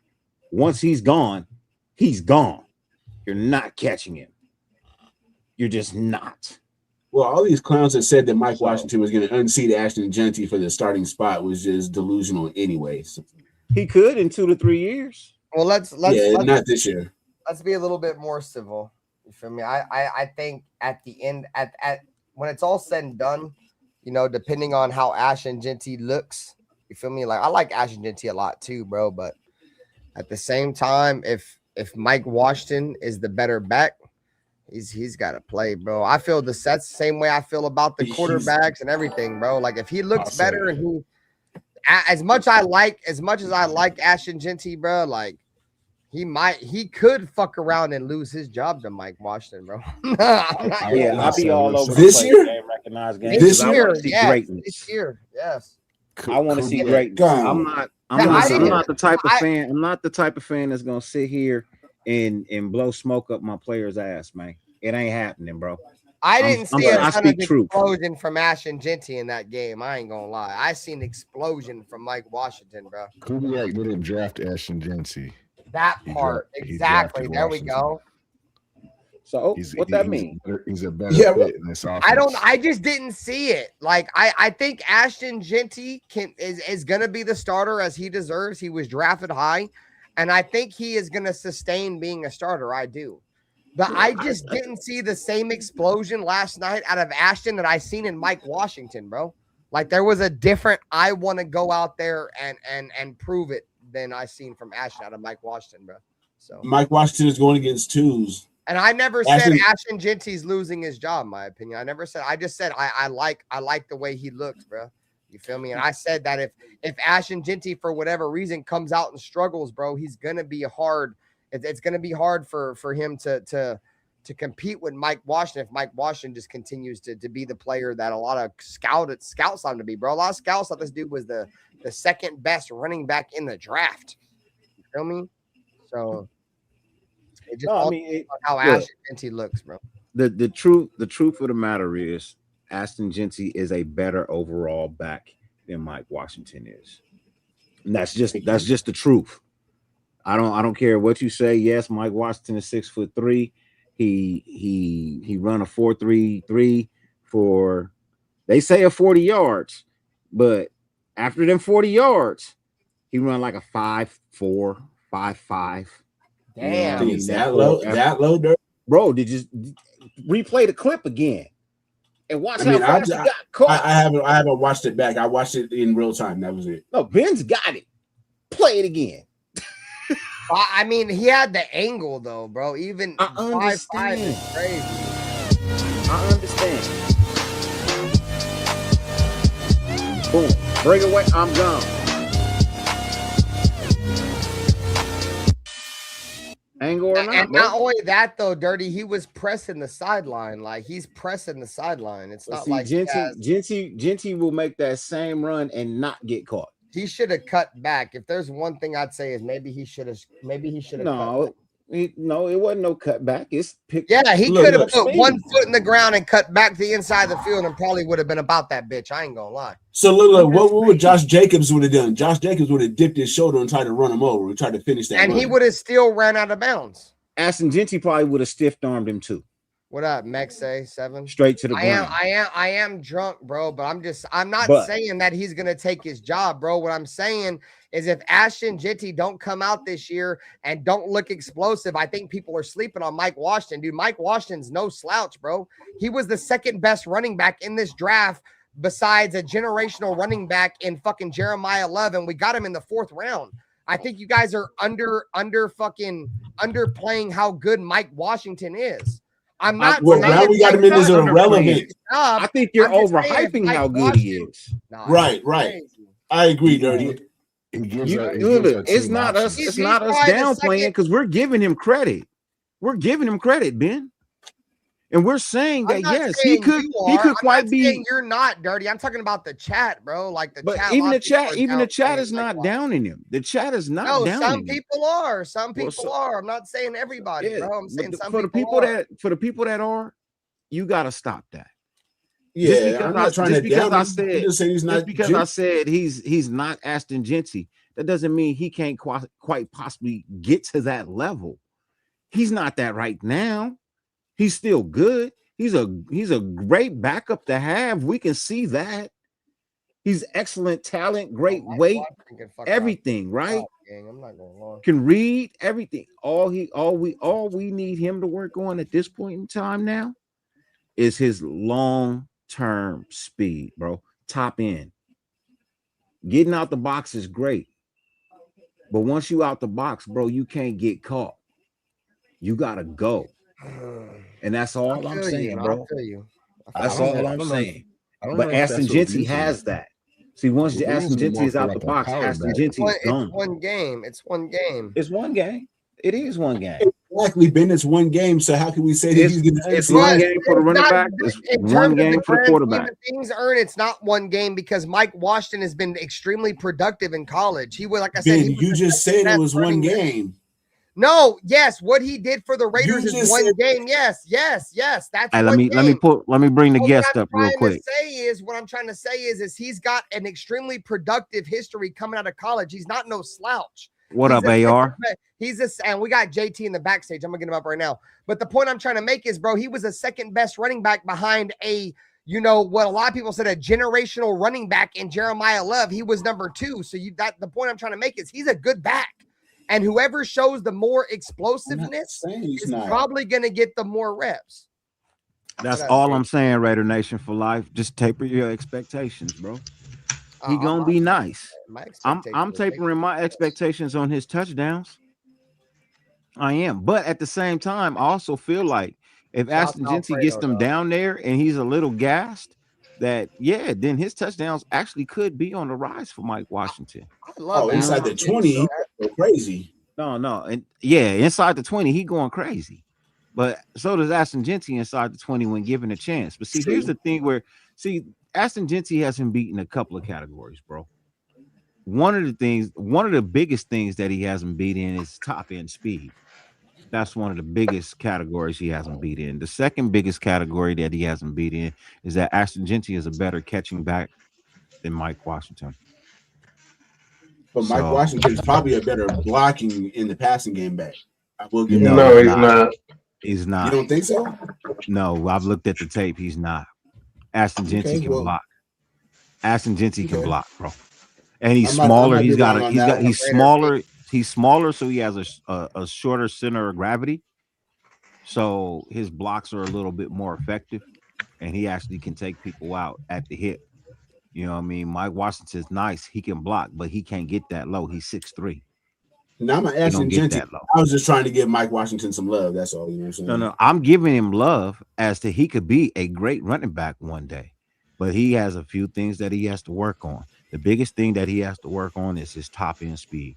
If this kid gets top end speed, he will be a monster. I guarantee you that. But as it stands right now, he doesn't have it. So he's going to be a monster backup until he has top end speed. Do you think he have to lose some of that weight or some of that size? No, I don't think he has to lose any of the weight. I don't think he has to lose any of the size. Nah, I need to keep the weight in the size. I think what it is. If I'm being honest, I think he has to have some consistency. You know what I mean? And he has to have the training that the NFL offers. College offers you cool, okay, great, wonderful. And the guy that you're working with, I could see, you know, how he's helping you and do. But for some reason, your top end speed is just not there. And I don't know if that's due to agility. I don't know if that's due to energy or just, I don't know. Are you just like me, like a quick twitch? I'm fast because I got a quick twitch. You know what I mean? My muscles twitch quickly. You know what I mean? So that's what makes me fast. As I got older, even though I still got that quick twitch, I don't run as fast as I used to. Right? So I'm just wondering. It's not a long-term thing. You know what I mean? Once my muscles are going, they're going. But when I initially start, I have a quick twitch. So I come out the gate. I'm really fast, right? But then my top end speed ain't that great. I had to work on it. And I feel like that's what he got to do. He got to work on it. I feel you. Shout out to JT for pulling up, bro. Appreciate you pulling up, gang. You have any overall thoughts on what we've been talking about so far with the quarterbacks and the running backs? Before we move on, we got to talk about the wide receivers here next. I'll just stay on topic with this. I'm not trying to get into the quarterbacks because they really didn't show anything. Yeah. Fucking dogs. I mean, it was just predictive. I expected that, especially against the Cardinals. So, like, did I see some things I liked? Yes. Did I see some things I didn't like? Yeah. As for Mike Washington, can you turn your mic down a little bit? Is it better? Yeah. Yeah, I'm actually connected with a mic now, so the sound is better. But I know we happy about the hype, but he really just gave us really one run. As for his speed, that is his top speed. Dirty, he's not gonna get any faster. His skill set and why he didn't go number one as running back is because he can't sustain speed. He gets to his top speed fast, but he doesn't sustain it. You know, he just has a quick burst.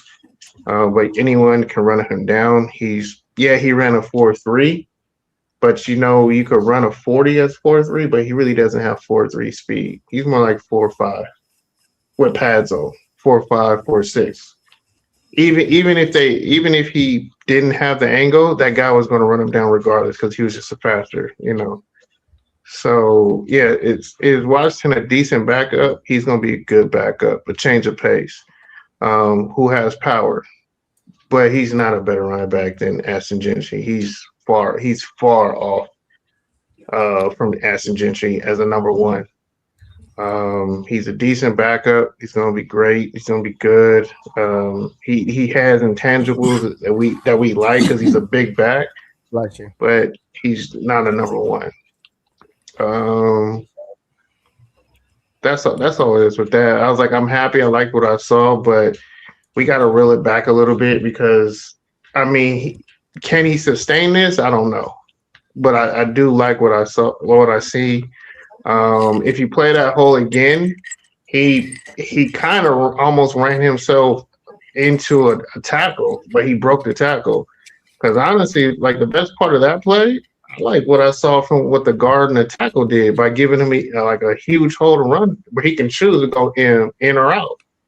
He could have just went outside and just been out from the gate, but he actually ran it inside, then bounced it back out and showed a little agility when he didn't have to. So his vision right there for me still needs a little bit of work, but his athleticism and just his God-given talent got him out of that. So I mean, I like more what I saw from the old line on that play than I did from actually Washington. So I mean, there's a lot of positive on that play you could choose from, but just overall, it is what it is. The blocking was good, but I got a question. Now, and you don't nobody got to answer it. You could just think about it, and you know what I mean. If you think about it, you guys earlier said that Kubiak didn't draft Genty; he drafted Washington. Okay, cool. So that's wonderful. I don't want to spend too much time on. I know. That's why I said just think about this question I'm gonna ask. Just think about the question I'm gonna ask. Just the question. Yeah, he did draft him, but do you think he drafted him as a replacement or because he felt like Ashton Genty needed some real backup? As a compliment to him, so they could be a 1-2 punch, not an either or. It's more like an and thing. Because our other running backs, when you put them in the game, if we still on running backs, they did not look good at all. So I thought Lobby looked okay. Bro, don't even bring up Dylan Labe. No, I am not impressed with the preseason hype. I thought he looked okay. He did that last year in preseason. In the year before that, he ain't did shit in the regular season. I don't want. Don't bring him up, bro. Don't bring him up. He's Mr. Fumbles. Because that ain't good to me. I don't trust. That's what you do every year. I don't trust. Show me when we get to the regular season. You make said the team. From Missouri. I'm from the Show Me State. You son of a bitch. And make the team, and then we can have a conversation. Hemby looked okay. He didn't look good. He looked okay. We got to stop. We got to put words where words actually belong. I know, you know what I mean. You might mean look. He didn't look terrible, but he didn't look good. He looked okay. I thought he looked slightly above average. Oh, I felt he looked okay. But you also got to factor in like he was playing the Cardinals. Like that, the competition matters for me. All right. Let's move on. Let's move on to the tight ends. We spent a ton of time on these running backs, bro. I think a lot of us, as much as we can debate about Mike Washington and Ashton Genty, I think everybody up here is going to agree that Ashton Genty is the starting running back until further notice. So let's talk about the tight ends. Let's go over the tight ends performance last night. Obviously, Michael Mayer scored 2 receptions, 19 yards, and a touchdown. Outside that, not much. From the tight ends, Alberto, 1 catch for 6 yards. Ian Thomas, 1 catch for 6 yards. Nutty Raider Nate, your thoughts on the tight ends? Overall, Mayer with the touchdown for sure.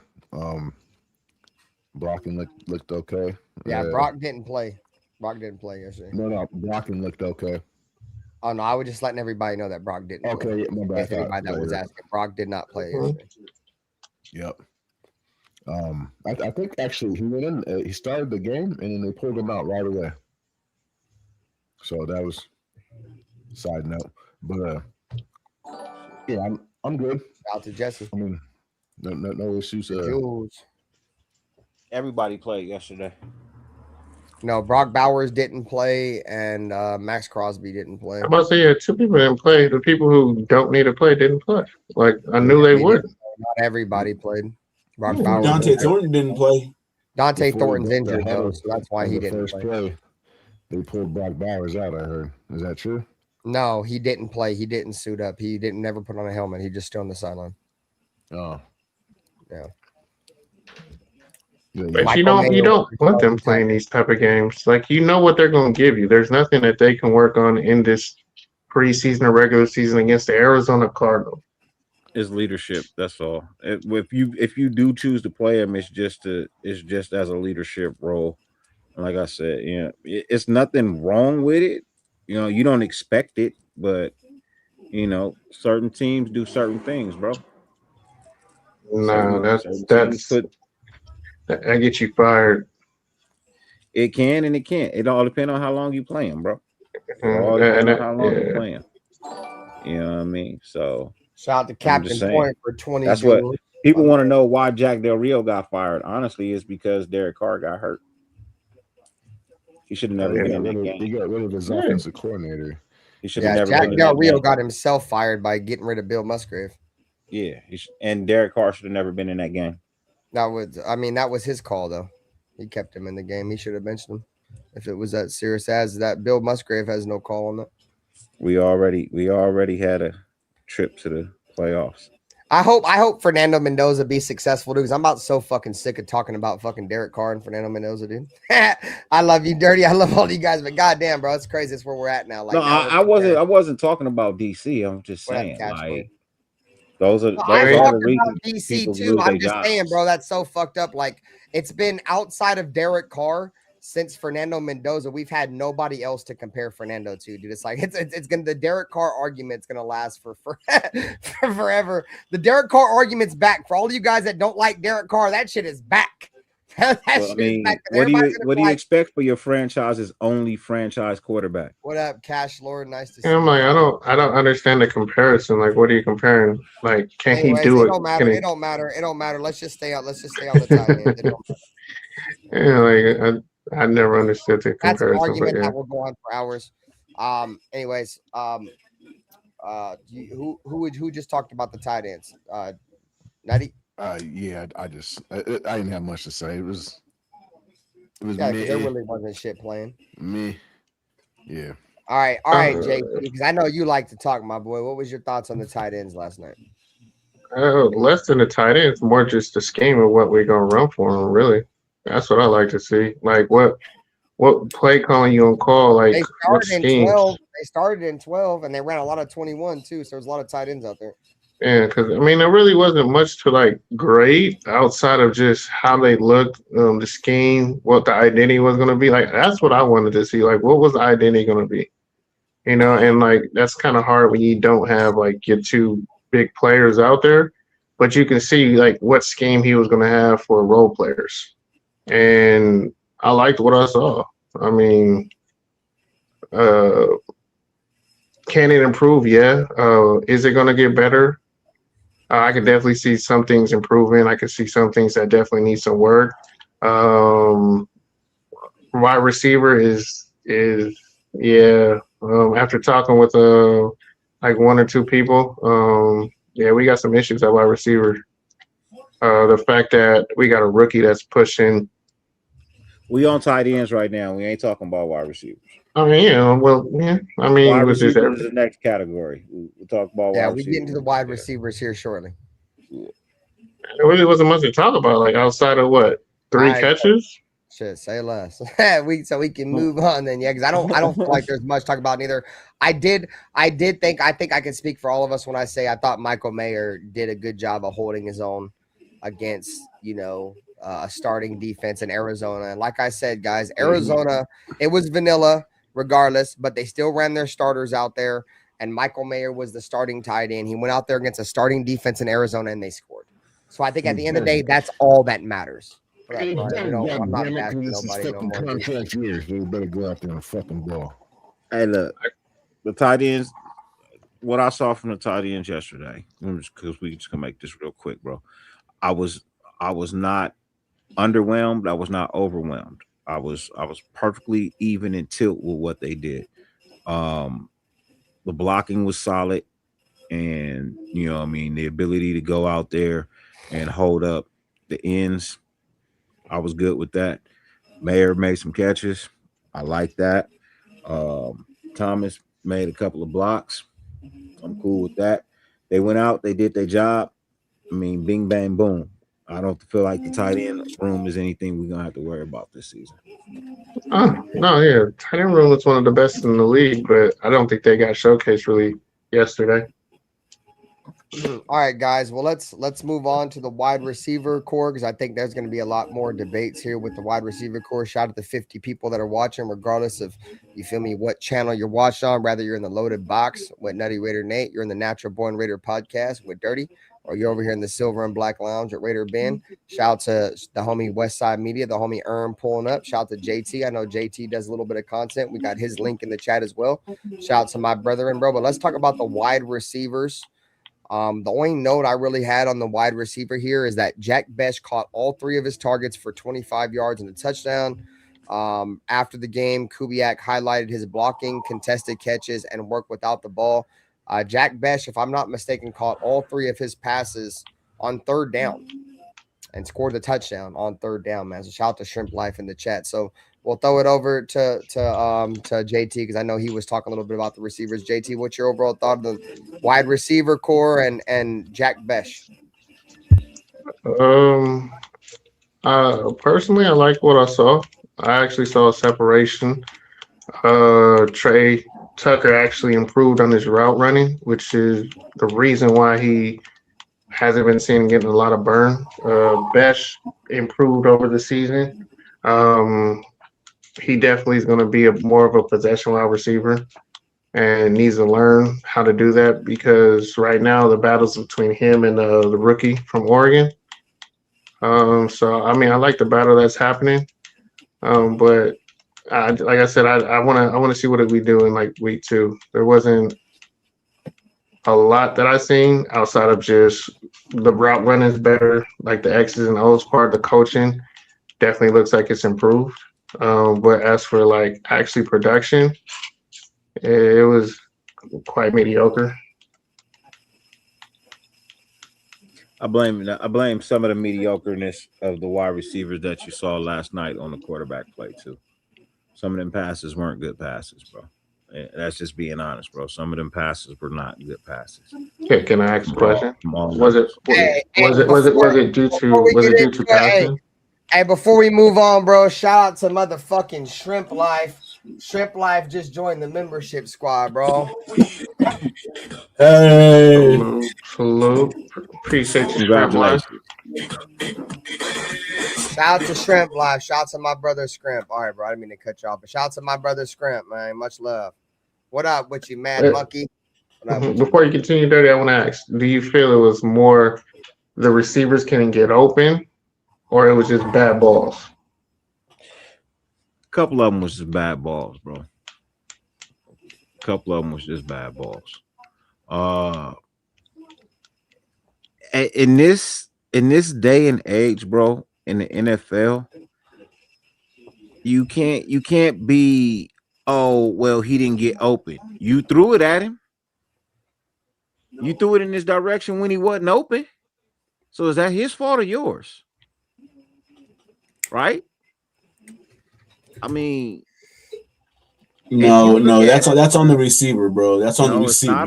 It's not on the wide receiver. What's the quarterback supposed to do? Earn. If the quarterback looks over at the wide receiver and he's not open and he doesn't look at least another 1 or 2 targets, that's on the fucking quarterback, bro. That's not on the receiver. Okay, if he's locked in on that target, I get what you're saying. If he doesn't look at no other ones, but I mean, bro, if that's on you. If all your receivers are covered, but you have to throw it somewhere, I mean, you got to throw it somewhere. Throw it away. I'd rather you throw the ball away than put it in play to be picked off. I mean, but a lot of times was that done yesterday? Okay, if Devontae Adams is covered, you still throw it that way because even if he's covered, he's not covered. You know what I'm saying? So it depends on the scenario. We don't have nobody nowhere near that skill level to throw a 50-50 ball right now. No, you're not. We don't have no 50-50 wide receiver right now. Yeah, not right now. Brock Bowers is the only 50-50 guy we got right now. And that's kind of, being honest. And that's even questionable to do that with him right now. Nah, that's not questionable. He hasn't earned, I He's understand proven. we want it to be. He has not earned that yet. He has earned not. that. It's proven, bro. He has 50-50 ball touchdowns, especially down in LA. Especially down in LA at the game we went to. I'm talking about you just throw it up to him. You just throw it. He's not open. He has those. In the end zone, I mean, yeah, you could throw it to the back corner and things. You're not doing that in the middle of the field. Shout out to Shads. Shout out to Bueno for resubbing over on Twitch. Shout out to Bueno subbing on Twitch. Saludos. We're live on Twitch as well, man. You say. Shout out to Shads. You say what I say. I'm telling you, bro. He is the only 50-50 person we have on this team right now. That's no cap, bro. That is no cap. He is the only 50-50 ball we got on this team right now. Yeah, but I'm not. That he will get it more times than he won't, bro. Dirty. I think he's the closest thing that we have to a 50-50. I wouldn't say he's all the way 50-50 just yet. Bro, he is beyond. You guys talking 50-50. about Brock Bowers? Yes, man. Oh, hell no. Y'all waited for me to go take a piss before y'all started talking about Brock Bowers. Bro, Brock Bowers catches everything. Shout out to Reese Rock, bro. Brock Bowers they got me over here arguing. What are you talking about? Bro. They got me arguing these guys over here. Bro, what are y'all talking about? Are we really over here arguing about Brock Bowers literally like dominating every opposition in front of him? Bro, Brock Bowers dominated Trent McDuffie from the fucking the Chiefs, an all-pro. He's been fucking going toe-to-toe and beating Patrick Surtain, all-pro from the Denver Broncos. He lines up in line, outline, in the slot. Boy, he is the most. Here we go again. And that's what I'm waiting to get to, Anthony. I'm waiting to get to the defense. If not the most dominant fucking player offensively in all of football. Here we go again. Come on, bro. Let's move on, man, because I want to get to the defense. Yeah, because Brock Bowers didn't. I want to get to the defense. Save that for another time. So before we move on, before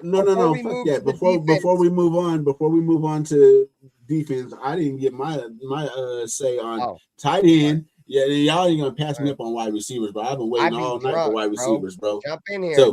Look, Dante Thornton wasn't there. I mean, if your best ability is availability, he's not available, so he's not really in the conversation. Trey Tucker, I mean, it looks like Trey Tucker. It is what it is. Jack Best. Now that's the one I'm really a big fan of Jack Best and his physical play, his physical style of play. You know what I'm saying? I think he's gonna be key in the run game. He's known for being a straight up dog. So you know what I mean? As far as running to his side, I think he'd be pretty good as far as him neutralizing at least his blocking assignment. And it looks like he's a great possession receiver. If he can get that separation, be able to become a more reliable target and take some of that pressure off of Brock Bowers, I think we'll be in great shape as far as the development of our quarterback. Him developing faster is going to help the development of our quarterback. Is what I'm trying to say. You know what we don't. You know what we got that we. You know what I mean, because we don't have the 50-50 ball. You know what we got instead? We got fast wide receivers. Some of these wide receivers don't need a 50-50 ball. The 50-50 ball is one of the ones they got to run under. Sometimes 50-50 ball ain't always the one you got to jump for in the end zone. Sometimes it's the one you got to run under, right? And we substitute our jump ball for our deep ball. And that's one of the things. That's one of the things that I did like about. Like I saw. Look, I'm only gonna judge my wide receiving core on the first two quarters. I'm not worried about what happened in the second half. The first two quarters, I wasn't down on what they did. Right. You know what I mean? I felt like the wide receiving core for at least the first two, you know what I mean? For the first two, you know what I mean? Starter and backups. I felt like they did okay. I liked it. You know what I mean? Especially the coming out, bro. The starting wide receivers, I'm cool with them. The reason why we didn't see a lot of them is because they came out, they moved the ball, they scored. They came out, they did their job, they scored. That's why the back end of our receiving core, bro. The bottom of our receiving core looks tragic, bro. But the bottom of our receiving core is not even really tragic because if you think about it, the bottom of our receiving core is what you really saw in the first half of the game. The second half of the game, wide receiving core,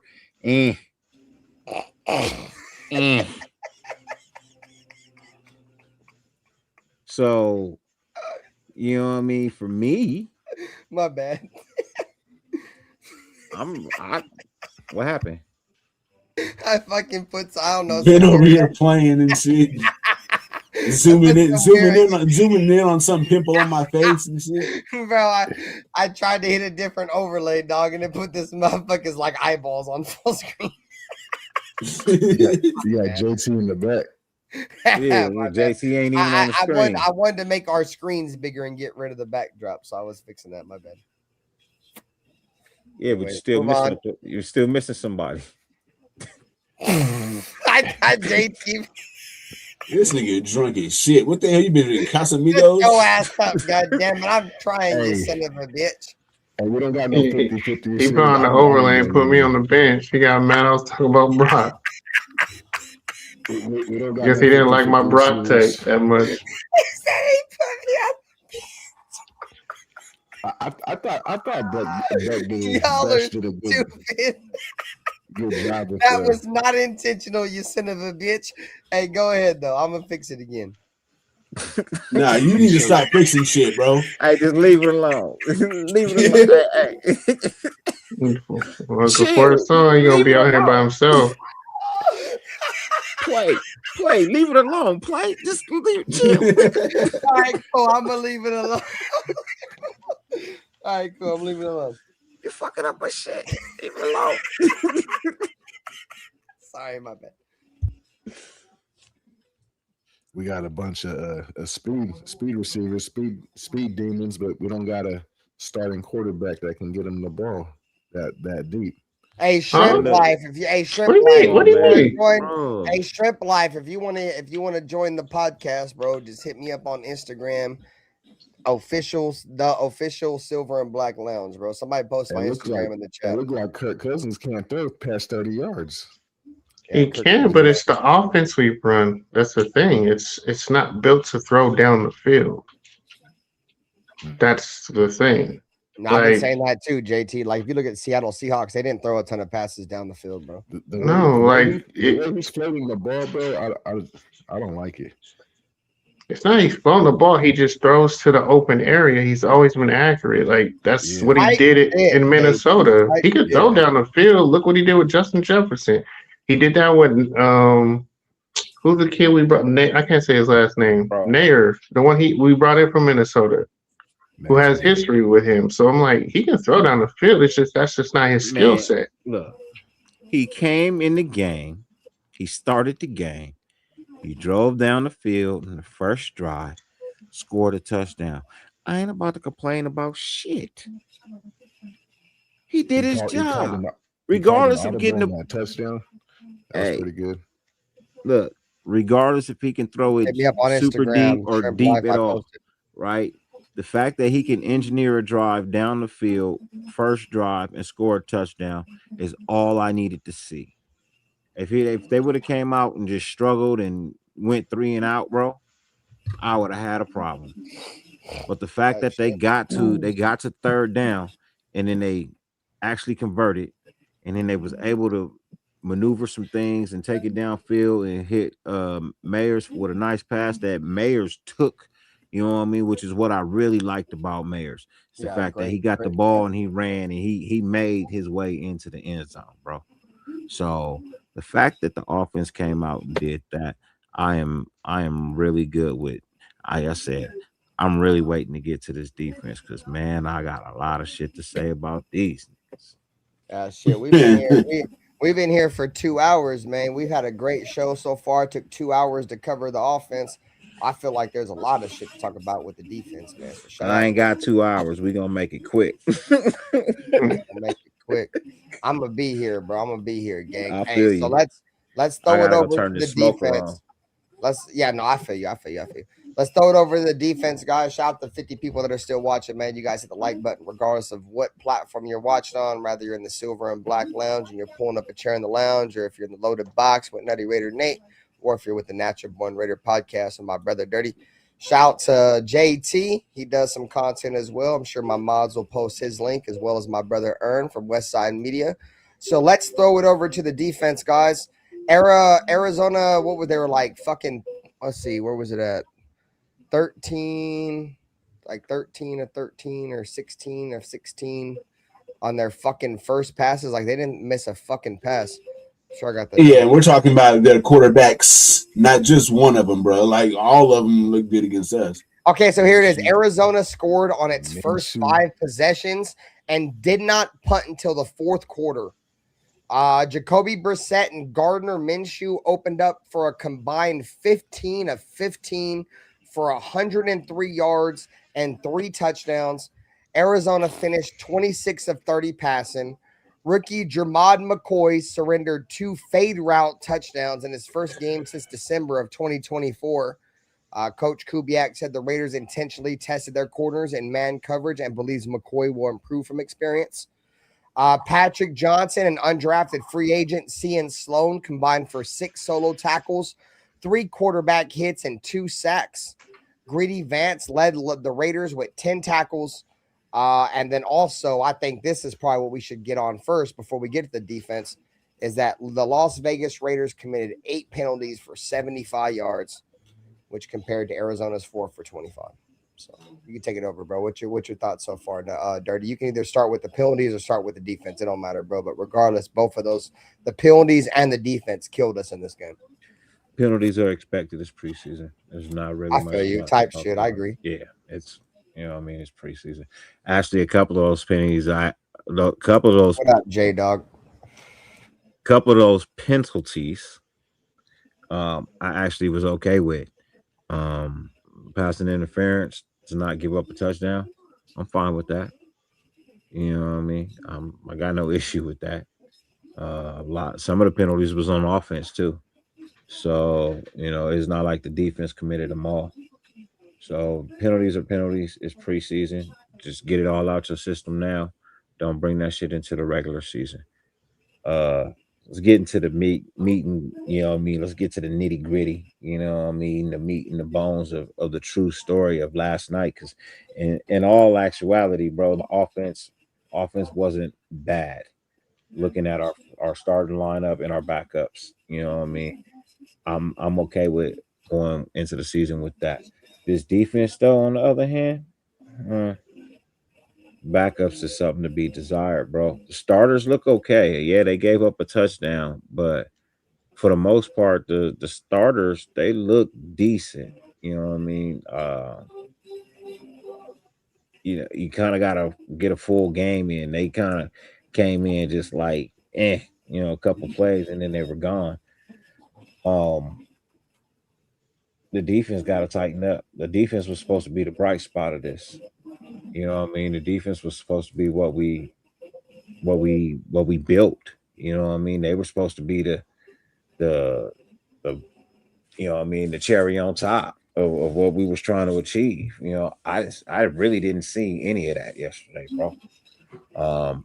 Jamal McCoy, I didn't really see too much of. You know what I mean? Woo! Masses, boy. Shit, man. Look, all this shit, y'all see, and this is what I keep saying, man. This is what I say this shit every year, bro. And this is why I don't be liking to listen to these people, man. All these people who go to camp and tell us, oh, Blase Blah is looking real good. He looked like he can, and then they get out in the preseason game and you don't see that. So what are y'all looking at? Because I'm not. I mean, the offense held up the battle, but no, the defense definitely looked terrible. And that's what I'm saying, bro. Like everybody keeps saying, "Oh, the defense looks so nice." You know what I mean? Okay, cool. Well, damn it, why I didn't see that last night? Gardner Minshew. My biggest carved up the defense, bro. Gardner Minshew carved us like turkey last night, bro. Like he was serving Thanksgiving dinner. Hey, Dirty. Let me give the defense just a little bit of grace, right? So while they did look awful in pass coverage, like absolutely atrocious, like as far as like in man-to-man, Massive and McCoy in particular, we are playing the most vanilla of vanilla defenses right now due to it being the preseason. So we don't want to show anything. So How, Sway? I mean, I said it. I said it before we started the topic. Dirty. Kubiak and Rob Leonard made a statement saying that they literally came out and wanted to play their corners in man-to-man coverage in this game just to see how they hold up. Mm-hmm. So they said that, How, Sway? They just wanted to see how they. I mean, obviously there wasn't a bunch of scheme put into it, but they wanted to come out here. They wanted to put mano y mano, and they wanted to see how their corners held up. The biggest issue I took from the defense, to be honest with y'all, Darian Porter looked good. We had all that hype about the mainly the secondary, right? I didn't see any aggression from the secondary. They were just sitting back and let everything happen, bro. And I didn't like that. Like Joe Woods came up here, Rob Leonard came up here, like multiple guys in the press conference was like, we're preaching turnovers, we're preaching aggression. Bro, I seen fucking Patrick Graham's secondary all over again in that game, dude. You feel me? Like they were just sitting back and letting things happen and rallying tackle. And that's cool. Playing that's 7 cool and 10 yards off. Yeah. That, I mean, that's cool and all. Yeah, if that's how you coach it. But for you to come here all off season and preach takeaway aggression, Ezekiel Masses has been taking shit away, and these guys have been playing aggressive. To see dudes play passive last night really bothered me, bro. And I get it. Like, obviously, they're going to play vanilla. They said after the game was over in the post game, they ran a lot of 2 deep, and they wanted to run man-to-man across the board, and they wanted to see how guys held up. They kept it extremely vanilla. I get that. That's cool. I get that. But the mindset that I thought this team had and the mindset that was preached all offseason of that we're going to go and get the ball regardless if we get beat or not, I seen more guys worried about getting beat than I seen more guys focused on taking the ball away, if that makes any sense. Pittsburgh's defense looked good yesterday. This ain't a Pittsburgh show, but I feel you. I mean, a lot of teams look better than us. But it's easy to look good when you got players in position that were already there. You just got to implement a system. That's the difference. I can name about 28 other teams whose defense look better than ours. I'm just saying. I mean, did you guys really think our defense was going to be good? If you guys thought our defense was going to be good this year, I have some oceanfront property in Arizona for sale right now, dog. Nah. They were selling us that the defense was going to be good. They went out and spent all this money on linebackers. You believed it. You believed it. No, I didn't necessarily believe it. I believed it was a possibility they could be halfway decent. I didn't. You got like a top 10 as far as salary on defense. Yeah, I know. How many times have we had a top whatever salary in defense, Nutty Ray or Nate, and we suck? This ain't the first time we've had a top salary in defense and we sucked. Past with Derek Carr, we didn't really care about the defense. I feel like. I mean, before Derek though, the Raiders they had invested in the defense, bro. A lot of those dudes were ass. Threw some money in here. I mean, I hear you, bro, but still, regardless, money factored in or not, bro. Like in my opinion, I thought this defense was going to be terrible, bro. Like every corner on our team has been on this team for 1 year or less.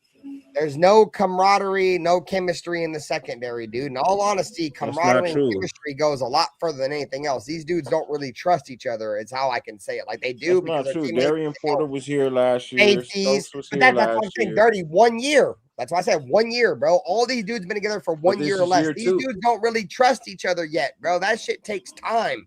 Nakobe Dean and Quay Walker, they can be good, but you guys think they're going to be fucking lights out day one? No, probably they got history. They should be good. And again, when they came in, they weren't the biggest problem. It was Eckenberg and Eichenberg. I expected aggressive. We didn't get no aggressiveness yesterday. No, you got watered down football yesterday from them, bro. I expected more aggressive. You know what I mean? But the aggression wasn't supposed to be in the first teams. Like where was Kieran Crawford at? The aggression is supposed to be in the second teams from the people who are trying to make the team. He's terrible. Nakobe Dean and Walker, they didn't even have to play. You know, they're already locked in. They are locked in, bro. The aggression needs to come from the guys who are still trying to make this team. And unfortunately, some niggas was over aggressive, like the penalty on, was that Eichenberg or was that Etchenberg? It was one of the Bergs, right, where he tried to punch the ball out after the whistle. Eichenberg. Like, come on, man. Yeah. It's like, come on, man, bro. Like, come on. You didn't need to do that, bro. You don't need to do that. You just gave them a first down for no damn reason because you look like you punching the player. So I mean, come on, man. Like, and that was a bad one, bro. He looked like he was talking about taking a swing, bro. It was 3 seconds after the whistle was the problem. Yeah. It's like, do their aggression during the play, not after the play when everyone's fucking down. That's what I'm saying. Where's channel that aggression and put it, you know what I mean, where it matters, bro. You after the play trying to, and bro, you cocked back and wound up and threw a hell of a punch at that ball, bro. Like Deontay Wilder punch. And the ref who threw the flag, flag can't see that you're punching the ball because he's standing behind you. He has no view of what you're swinging at. And that's why you got the flag. But that's what I'm saying. Like, bro, Tommy, how do you fix that as a coach? Sure, he definitely threw a punch, bro. Hey, Cody Lindenberg looked solid, though. I ain't gonna lie. He looked decent. I liked what I saw from Cody Lindenberg, but they was definitely picking on Tommy Eichenberg. You know what I'm saying? And back to what I was saying about Kieron Crawford, bro. Where the fuck was Kieron Crawford at, bro? They had fucking Cian Sloan and the other dude that I mentioned earlier, bro, that was outperforming Vance looked him. good yesterday. I'll give Vance some credit. He looked better. Nah, Greedy Vance looked good. He looked better. Greedy Vance has been hooping in training camp. You know what I'm saying? Like, he's got Fernando Mendoza's only got 2 interceptions in training camp, and both of them have been against Greedy Vance. So, you know, that's one thing I'm excited for Greedy Vance. Like, I mean, he looked out there and he took it to the field. I've been wondering if this kid was going to show up, and it looks like he's starting to show up. So I look forward to seeing but past that, bro, like, I like what I saw from Darian Porter. He do look improved. I wanted to see if the kid was going. Everybody was saying he has improved, but we ain't really seen anything. So last night I looked at him, and he does look improved, and I like that. I applaud that. It means he's out there fighting for his job. Yeah, Reese, I remember that play. So, like, there's some nice parts of the defense, but that our depth is not good, bro. Our depth is not good. But I've been saying that. I've been saying our defense is us. I mean, not our defense, but our depth is us. At linebacker, we're extremely top heavy roster. Not so much safety and defensive line, but at linebacker and at corner, our depth is kind of bad, man. There's depth at corner, but there's not proven depth. There's bodies there. That's the difference. Exactly. There you go. There's bodies there. Well, hey, they're soft in the middle too. Soft. Yeah, outside of Tonka and Adam Butler. I mean, I'll show some love to John Nwalu, but those three guys, Butler, bro. I'm a Butler guy too. Tonka they were getting fucking washed. It was bad. They didn't have to go get Vita Vea. That's what it is. Yeah. I mean, Tonka's too little. Tonka's quick. He got a quick little burst, but he's too little. He's like a rotational piece. A lot of guys are rotational pieces. We still don't got talent. Like, we have to realize, like, we don't got the they're horses. Building, you know. We're in 13 for a reason. And this was like, people need to understand the reason. If you pick Fernando, it's going to take longer for you to rebuild. If you don't trade back to get more picks and fill it with talent, you put the talent on one side of the ball, the other side is going to lack. You know, and they weren't coached up. I'm gonna be honest with you. I enjoyed the defense yesterday. The result was bad, but the overall play and skill that I saw, the coverage ability, like, honestly, the Cardinals beat us with great passing. Like, a lot of those passes they just beat the coverage. The coverage was good. It was just a better pass. And and if you play football, there's no defense for a perfect pass. Like that touchdown, he was in great position. If he underthrew the ball, he's undercutting it. So I mean, I could live with that, especially from young guys when we're developing and building. I saw improvement with our corners, with just coverage ability, not being 5 yards behind the guy or 2 or 3 yards running the guy down. No, they're right there on the hip. They just didn't make the play. Gardner Minshew out here throwing perfect passes. Gardner Minshew was tearing our defense up last night, bro. That shit was look, he's an NFL quarterback. I'll say this: he's an NFL quarterback for a reason. But yeah, you're gonna look good. You can look good at times. You can look good at times. Is he great? No, but he's playing young talent that ain't good. He made some good passes because he was comfortable. It is what it is. But it still was an improvement. The result. I'm not happy with the result, but I see improvement. I see better guys developing, putting in position where they were uncomfortable, being tested. Like, we're not running our normal defense. Like, this is what we're not running in the regular season. We're testing, we're challenging, we're seeing what we got. This isn't what we're going to run out week 1. We're really testing to see who's worth keeping on the team, who has talent, who can play in man position. We're going to have to, in some games, we're going to have to play man. Who can really play man? This is where you find out. I'm going to put you on an island. Now I'm going to see how you're going to react to next week. I'm going to do it again in preseason week 2. You're going to see it again. I didn't see nobody back down. I didn't see nobody who wasn't up for the challenge. I saw everyone was ready for it. I'm happy with what I saw. I just don't like the result, but I'm happy with what I saw, and there's something you could build on. You didn't see that with a Patrick Graham defense. Yeah, for sure.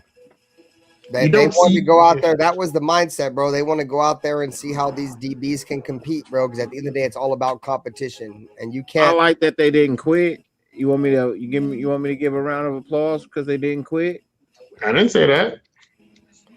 No, the point he's trying to make is that this coaching staff, even by what Kubiak said, he put them in a position to where he wanted to see what the matchups looked like. Like, well, he found a out. Matchup coach, bro, and unfortunately, it didn't pan out well for the Raiders last night. But the Raiders are going to learn from that, and they're going to be like, okay, well, I can't really play mano a mano with this guy or that guy, and that's how you learn, bro. That's how you learn how your defense is going to react to certain shit.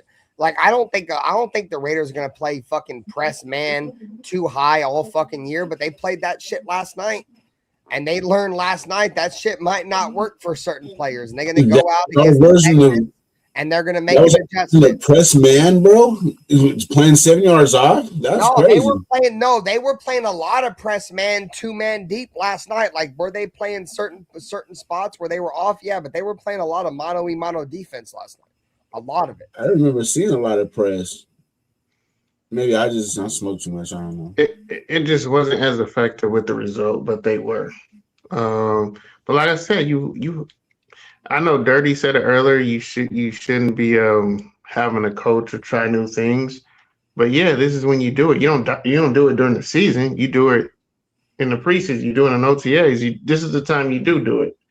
But right now, like, I'm gonna be honest, like, I understand what you said about Pittsburgh, but this is a card that he was dealt, and he has to utilize the hand he has.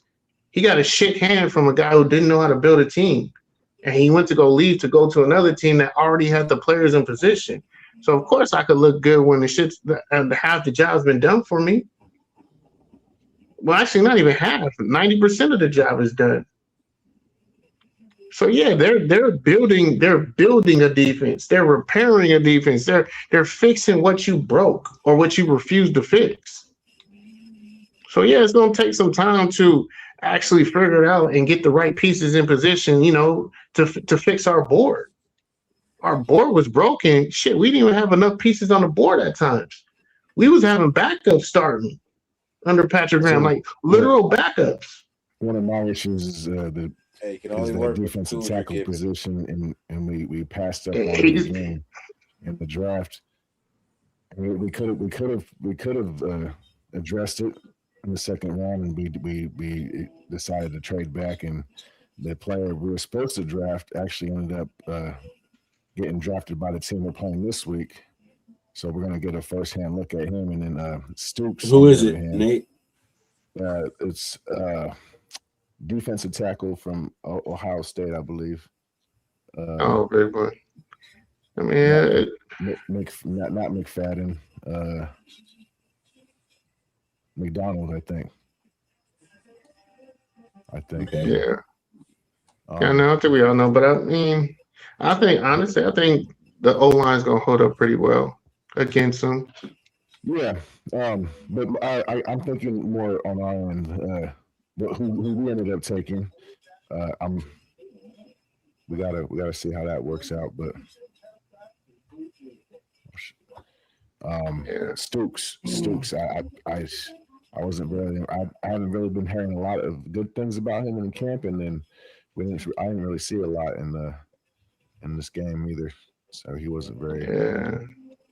Like hearing good things at camp is like Dirty said, I take with a grain of salt at times because a lot of times you hear a lot of great things from people and they don't show diddly crap in the season. So like I said, I want to see it in the season. Well, I want to see to go off what JT was saying earlier, bro, is that this team has fucking no fucking talent, bro. If I'm just being honest with y'all, bro. I'm not saying that. I'm not saying that. We got I'm talent. not saying that in like at all, no talent, bro. But like outside of Max and Brock Bowers and the potential of a couple other guys, bro. Ashton Jeanty. 95% of this fucking roster is a backup on another team, bro. And that's why I feel like motherfuckers just need to tamper y'all expectations a little bit, bro. You feel me? So let me just come off the dome with a couple of guys that might be a starter on another team, right? You got, Fernando, right? That's probably going to start on the team. Ashton Jeanty, Brock Fernando's Bowers, not starting. Max Crosby, Eric Stokes, JPJ, Colton Miller, Tyler Linderbaum. And then everybody else, bro, in all honesty, has a firm fucking argument. Nakobe Dean and Quay Walker. Yeah, but I haven't seen Nakobe Dean and Quay Walker do shit in the silver. But they starters. I hear you. They're starters from other teams that came. They're starters on pretty much most of the teams. This team has a long. The point I'm trying to make is, bro, this team has a long way to go. We have a lot of roster development to do, bro. You feel me? Shout out to D Menace, bro. Saludos. There's a lot of roster development that has to be done. You can't leave off names that's starters, though. You can't leave off names that's starters. I hear you. Like Nakobe Dean and Quay Walker, they're starters because they have to be the starters because we have nobody else. No, they're starters because they were starters. I mean, he was a starter on almost Super Bowl. I don't care what nobody else does for another team, bro. You know how many players I've seen come over here from another team and be good? That's the whole argument right now. That's the whole argument right now. That's the whole argument right now, though. You're saying that the other players would be starters on other teams. Okay. So you know what I mean? You have to put those in there because they came from other teams as starters to be starters here. I hear you. So if they went somewhere else, they'd be starters. Yeah. And they're a starter on better teams too. Yeah, I know you're drunk, but you gotta make it make. You gotta slow down and make it. I just, bro. I'm very. He got a little emotional there. I'm very intoxicated. I gotta see how they play for us, bro. You feel me? Yeah, I understand, but when you make that argument, you got to take into consideration the fact that where we got them from, they were starters. So if they had not came here and signed with a free agency somewhere else, they would be starters. No, they're still starters. Yeah, that they're still starters wherever they go. Yeah, no matter what, they're still going to start. So you have to put them on the list. Now everybody else, now when you get to it, because and that's the sad fact. That's probably what 9 names out of 93. That's still not good. 9 out of 22 is the problem.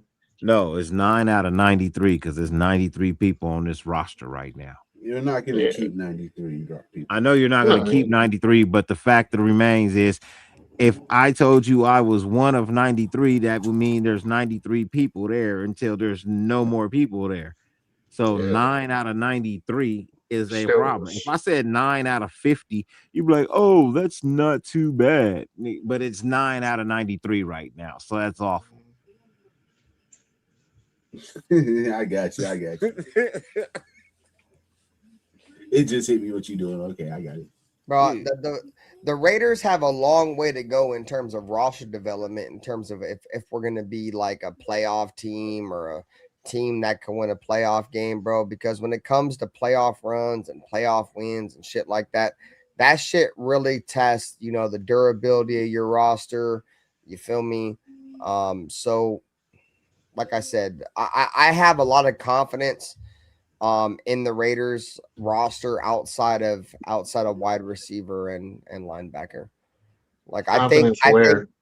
I think we're good. Like I don't think we're like set in stone in terms of where we're gonna be at, forever. But I like the depth at corner. We got some young dogs at corner. I like the defensive line. Those guys will continue to get better. There's a lot of young dogs in the offensive line. Yeah, or the offensive line and defensive lines, bro. The quarterback. Man, I'm not okay. I'm not okay with corner, bro. Not at all. I'm absolutely I'm not okay. terrified I'm of just our okay corner with position. the depth, bro. I think there's depth. I don't think anybody's okay with the. No, I'm not okay with the depth, bro. I'm We absolutely ain't got not. top end talent in the cornerback room, bro, but we got depth, bro. There's no top end talent is the point I'm trying to make. There's no talent over there.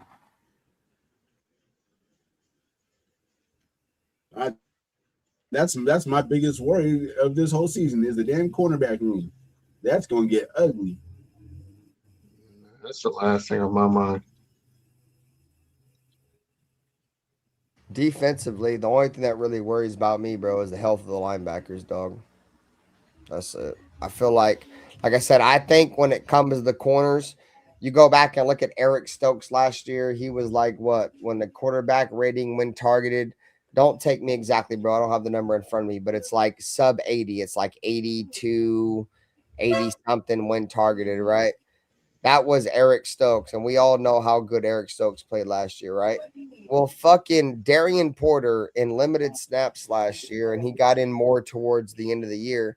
He was like 85 QBR when targeted. So just taking a perspective that Eric Stokes was 82 and Darian Porter in more of a limited role was around 85. That's a damn good fucking corner in his first fucking year, especially when you take in the fact that Darian Porter is a converted wide receiver that played like 8 or 9 games as a corner coming out of college that was expected to be a project player. He's supposed to be like, yeah, I think Darian Porter, he can develop, and I think he can be good for us. It's just the rest of everybody else that I haven't seen yet that concerns me. Like there's been high praise for Hezekiah. We've had high praise for DeCam Richardson for many years. We've had high praise for Jermod McCoy, who really came out and got a welcome to the NFL moment after not playing for almost 2 years. But I think at the upper part of our cornerback room, I think we're okay. Obviously, we could upgrade. I think we can get better than Porter if somebody becomes available, but I don't think it's going to become available. But I think with Eric Stokes and Darian Porter, we're okay right now. But it's just the depth, I think, is where we're going to be all right at, bro. What up, Mo? I think there's depth there, bro. There's guys that want to fight. Hezekiah Masses wants to fight. Jermod McCoy, these guys want to battle. And then obviously we got Teron Johnson, the veteran. So I think the depth is there. It's just, I like the corners, bro. I like the corners, dog. It's one preseason game. I'm not going to judge the corners off of one preseason game on a vanilla ass shit. Like they were vanilla as fuck, but they look terrible, but there's talent there. There's talent there for sure. I didn't say they suck. I just said they worry the shit out of me. They looked like shit last night, bro. But I'm not taking anything away from the talent in that cornerback room. It's just that these guys gotta get used to playing with live bullets. And I could probably say this. The main reason why I'm probably not too upset is because I don't think our defense is going to be very good, anyways. And I think overall, I don't think the Raiders are going to be very good. That's the reason why I say we're going to be between 3 and 5 wins. I think the main reason why we're not going to be very good, it's probably going to be because of the defense. And then by week 8, week 9, there's going to be that let's trade Max Crosby conversation again. So just fucking brace yourself for it, bro. Y'all brace yourself for that shit because that's coming, bro. I don't think we're going to be very good this year at all. And 2 wins because of our defense. So we got 2 wins. Bro, we'll be lucky to get 7 wins, bro. Lucky, bro. I don't think it would be lucky at all. I mean, it's doable. It's good at all, bro. I mean, that would be that's the ceiling. I'm not saying like, you know, we can win more than that. That's my ceiling. Like my ceiling is 7 wins. And that's doable. The schedule gives us 6 for sure. But that's like if everything goes right for the Raiders. But we got teams like the Dolphins, the Saints, Cardinals, Titans, Jets. We're not beating the Cardinals this year, bro. They look like a completely different team. Ern, you're talking about preseason Cardinals. You're not talking about regular season. The regular season Cardinals are going to make mistakes, and we get them. It's going to be a home game. It's going to be a home game. We get them at the end of the year, and they're purposely taking. So they tried for that preseason game, but I feel like they're going to be. Yeah, they're running the Rams system now. They just got the Rams offensive coordinator. They're running the Rams system now. They're going to be a different team now. If they don't got Puka Nacua, they don't got Matthew Stafford, they ain't got anybody from the Rams on that squad that really can put in work like that. They got Marvin Harrison. What was his name? Wilson. But now they got. Yeah, but he don't want to be here. He's already trying to find his way out. And the fan base has already turned on him, so he's doing his job. He don't want to be in Arizona. Who would? Who don't want to be in Arizona? I mean, Arizona's not bad. It's just the team itself. That's what it is. No, literally. I want who we talking about? I just walked back. Oh, Marvin Harrison Jr. Oh.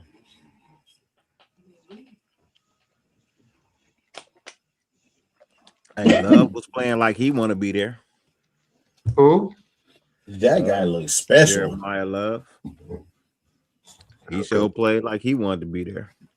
Man, when you get paid like that, you do that, and you're gonna be the franchise guy, so you know you're gonna get paid even more.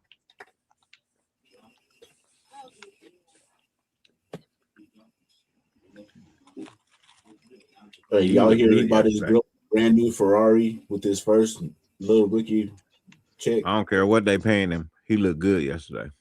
Who? He did. Jeremiah Love. Oh man. Yeah, he was hurdling over our guys with ease. He looked good yesterday. That's all I'm saying. That's all I'm saying. He looked good yesterday. But Benito Jones had a chance to tackle him, and he shook him out of that tackle. Is that what you call a shake? I thought he broke that nigga ankles. He played the right team to look good against. No, that nigga got AI. That nigga got AI. He had like an armful, but he slipped out. That nigga got AI. Oh, it might have been a different time you're talking about. I saw this nigga teleport on one of our players. He looked like Carl Lewis hurdling over him and shit. Ben went night. He might have. Ben fell out right there next to his computer on the floor, passed out from the Casamigos. You got to drink water with it, Ben. He got excited for a minute, and then he kind of got quiet. He's like, "Fuck it, I'm out." Mm-hmm. He got his last spelling about the defense, and then he is out. Yeah. What the hell? We're gonna wake up at 4 o'clock in the morning and look at YouTube. It's gonna say Ben is still live. No, all right. So I got a question. If you had to, okay, I want you to grade the game. Starters, second unit, and then the second half of the game. How would you grade them? Are we going as a whole or by unit? No, here's the classification. Ask the question again.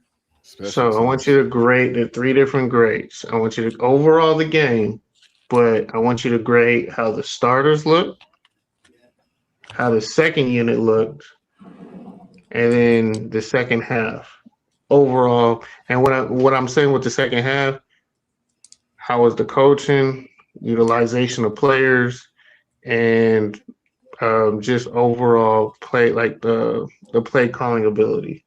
Like when it got down to like third and distance or third and short, how was the play call? Because that's a big thing that we have, play calling.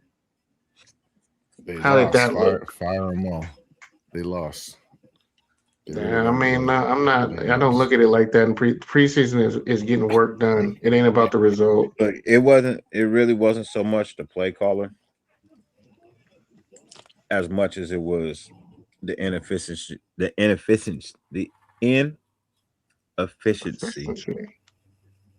to deliver.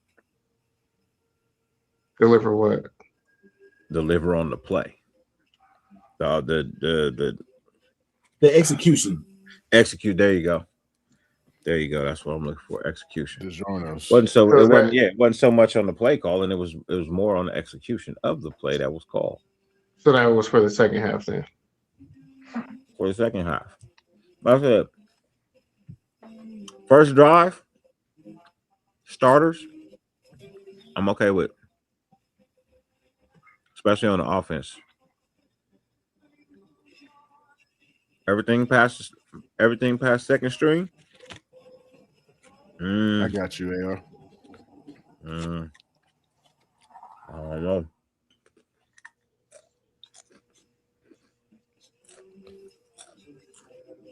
AR, yeah.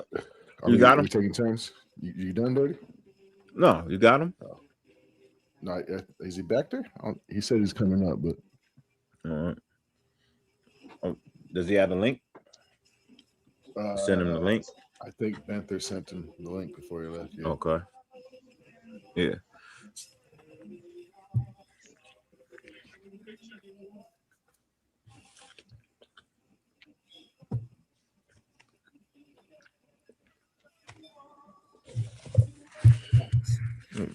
I'm not saying that this team is terrible. They just got some work to do. The coaching is there. The coaching is there. I see that. That's one of the things I did notice in yesterday's game, that the coaching is there. It's the execution that needs to be worked on. They still need to get the personnel to run this system. Remember, this is an all new coaching system on both sides. So a lot of these players aren't even going to fit to begin with. Okay. The offense surprised me yesterday in a good way. The defense surprised me yesterday in a bad way.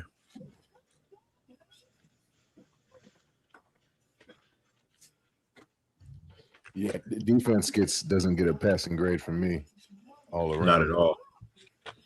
Not at all. Doesn't matter what quarter you want to grade them in. It's either pass or fail, and they failed. Do not pass. I won't say they failed, but they damn sure didn't pass. They failed. We got a nail. They failed.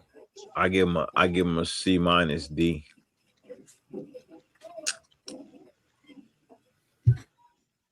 You shall not pass. That shit was garbage. Basura. Fuck out of here. This motherfucker said, I'm not going to say they failed, but they damn sure didn't pass. Motherfucker, it's either or. Nigga, ain't no fucking. What is it, an incomplete? I'm glad you got that shit too. I was like, no, you can pass and still, Exactly. Incomplete. Incomplete, it can be a low D. It's passing, but it ain't good. Shit. You can't participate in some shit if you get one of those grades for sure. You take away some. Nah, not if you get A's and B's and other things. You kind of average out. If you average out, yeah. But if you got all D's, you fuck. Throw some No, D's there's some on A's bitch. on that. There's some A's on that report card. There are. That's why I can't fail them. I can't say they failed. Who got an A? Believe it or not. Not.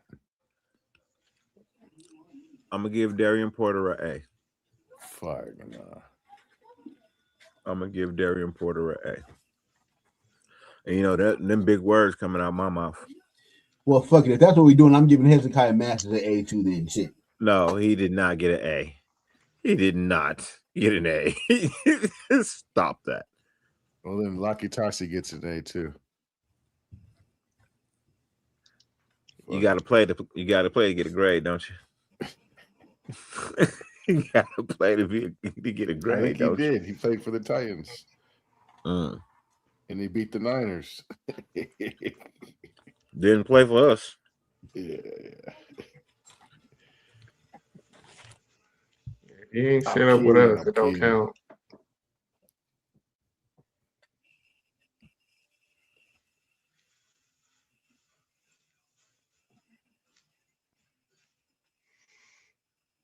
You don't get a grade for participating. That's not how it works. You must not have been to the schools these days, bro. Yeah. I'm old school. I don't give out ribbons just because you're on the team. That don't happen. Yeah, so you know, some A's. There were some A's for efforts, some E's for efforts, since that's what it start with. But in all, this defense is incomplete. It's incomplete. Shit. It's not ready. It is not ready. It's incomplete. It needs to get its shit together. I kind of worry that it's too complicated for some of these guys, because you hear them talking in the press conferences, and a lot of them are like, yeah, they got us doing a lot of different stuff. I love it. They're using me the correct way, and they'll say the right stuff. But if you read Are these the young guys that they drafted, or are these the guys that have been here for a while? All over. And the problem for me is that that's lack of player development and you taking your craft seriously. So you might have to get your ass out of here. You've been here for 5 years, and you're telling me it's difficult to pick up on something. Things, JT, we don't have the horses. We don't have the players, the personnel yet, and that's why this year is an inventory year and see who's going to stick around. So that's why I'm not really tripping about the defensive players. Like, you're expendable on defense. Well, that's why. My thing is like they went heavy on offense. You know, they went with the offense first to rebuild. So I'm be grading heavily on the offense. They did it completely backwards. Say that again. They did it completely backwards. They went offense first. Why would you say that's backwards? I don't think so. I don't know. I'm not big on Fernando. I feel like you got to have a serviceable defense before you can even think about you gotta stop the other team from scoring before you can think about scoring. Every time the Raiders won the Super Bowl, we had a good defense. I mean, any team that wins a Super Bowl has a decent to good defense in reality, but you have to be able to put points on the board too. You have to be able to do both. My philosophy is build the defense first. Yeah. Man, I can't argue with that. I understand that. So let me show you an example of how it works in today's NFL. I mean, I'm pretty sure you already know, but look at the 49ers. What do they prioritize? They prioritize defense, and they're always in it. It's just always like an injury. They don't win, though. They don't win. They always get hurt. I mean, they don't sustain it, and they don't have enough offense to get them over the hump. So, I mean, like it's great they look good during the regular season, but it doesn't win. You got to be able to overcome those deficiencies. You can't when you build all defense. And that goes to show you why you can't do it the Niner way. It works to an extent, but after that, it just fails. That's why they always come up short. One of the advantages of having a rookie quarterback, too, is that rookie contract. Where We're not taking. I mean, that plays a part, but then you can see, like, Tom Brady didn't have a rookie contract. Patrick Mahomes didn't have a rookie contract. Matthew Stafford didn't have stop. Well, you got to stop with that shitty ass argument. Tom Brady That's an excuse. went in his rookie year, though. No, he didn't win in his rookie year. When he went to Tampa Bay, he wasn't in his rookie year. When he won later at New England, he wasn't in a rookie year, a rookie deal. Like, I mean, that works, yeah, but when was the last rookie deal quarterback to win the Super Bowl? Tom Brady's an anomaly too. Tom Brady took pay cuts, so that's not really a good example. Okay. Yeah, he gave a team favorable deal, but he still got paid on the back end. So like that whole rookie argument shit is like out the window. Well, that nobody else does that though, so that's definitely. I mean, it helps when it's your skill players, but not when it's your quarterback. So like that whole rookie quarterback deal, no, that's bogus. It's bullshit.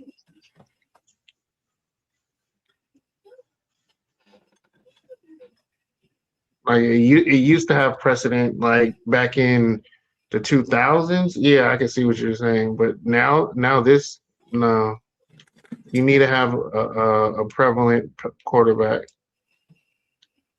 or you just have to have like the fucking Tampa Bay Buccaneers defense or the fucking Ravens.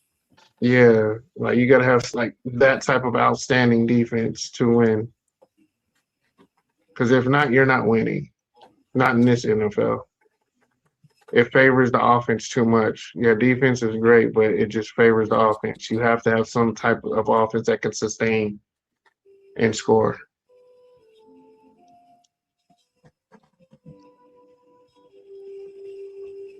Do I like that? No, I don't like that, but it is what it is. You have to adapt. And if you just think building defense and the only defense is going to get you there, it's not.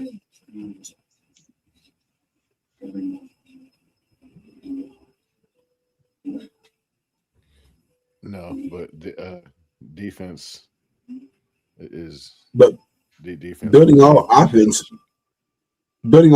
and completely neglecting the defense, I don't think that's not going to work. I don't think we're neglecting the defense.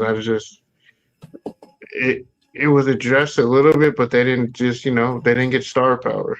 So I can understand how we feel is being neglected, but like honestly, man, there's just there were so many suits and there were so many wrinkles in the suit that needed the iron. You got to start with either the pants or the jacket, and they just started with the jacket. So I'm not gonna kill him. Did I want Fernando? No, I didn't. I really didn't. But I'm not mad at it. Like you have to commit and go somewhere. And the fact that they committed with something, I'm happy with it. Now, did I want them to go further all in and actually go back up in the draft and get him a running mate, like a wide receiver for him to grow with? Absolutely. Did they do it? No. But, they brought in some talent with him that can grow. We'll see how it is, The fact that our sixth round wide receiver is challenging a second round, a third round, and our fourth round pick with experience is a problem. That's the issue that I have.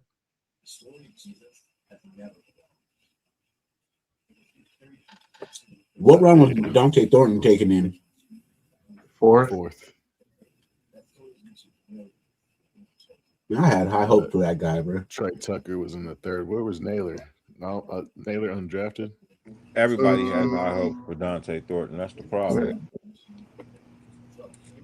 I mean, instead of just letting the kid develop, we put so much pressure on him to be great, and he knows everybody's waiting for him to be a star, but nobody's. I told you, we're the only team that has no patience, bro.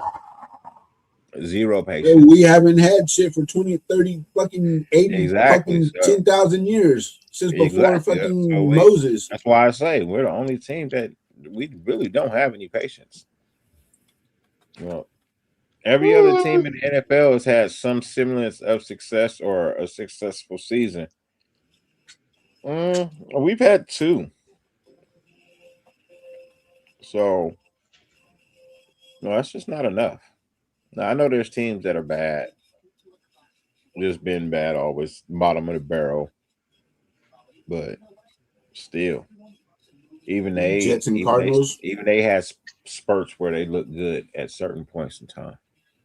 Right, we just been bad for a while. Even those 2 years, you know what I mean, that we made the playoffs, I mean, we still look bad. We still got eliminated in the first round. I don't even really count those, really. That's all I say. Still look bad. Didn't get past the first round. So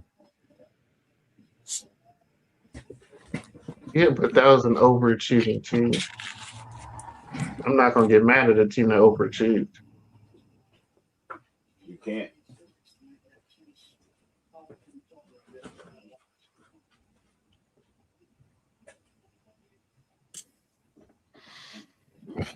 Would like to welcome my dog, Cassie Raider. Hey, mate. Hey, Ozzy. Wait. Come on, gang. Is people been falling asleep, passing out? Yeah. We're dropping like flies, they are. It's 11 p.m., right? You gotta drink water with the Casamigos, man. 11, what are you doing? 11:09, yeah, 11:10. How you doing, bro? How's your Saturday afternoon? Compliments, GT. No, it's going good. I thought I'd just tap in for a quick minute, but it seems like you guys were ready to wrap it up. Like, am I too late? Well, my phone, yeah. I mean, I got another maybe 10 minutes. My phone's at like 9%, but I'll hang in there. What jersey you wearing?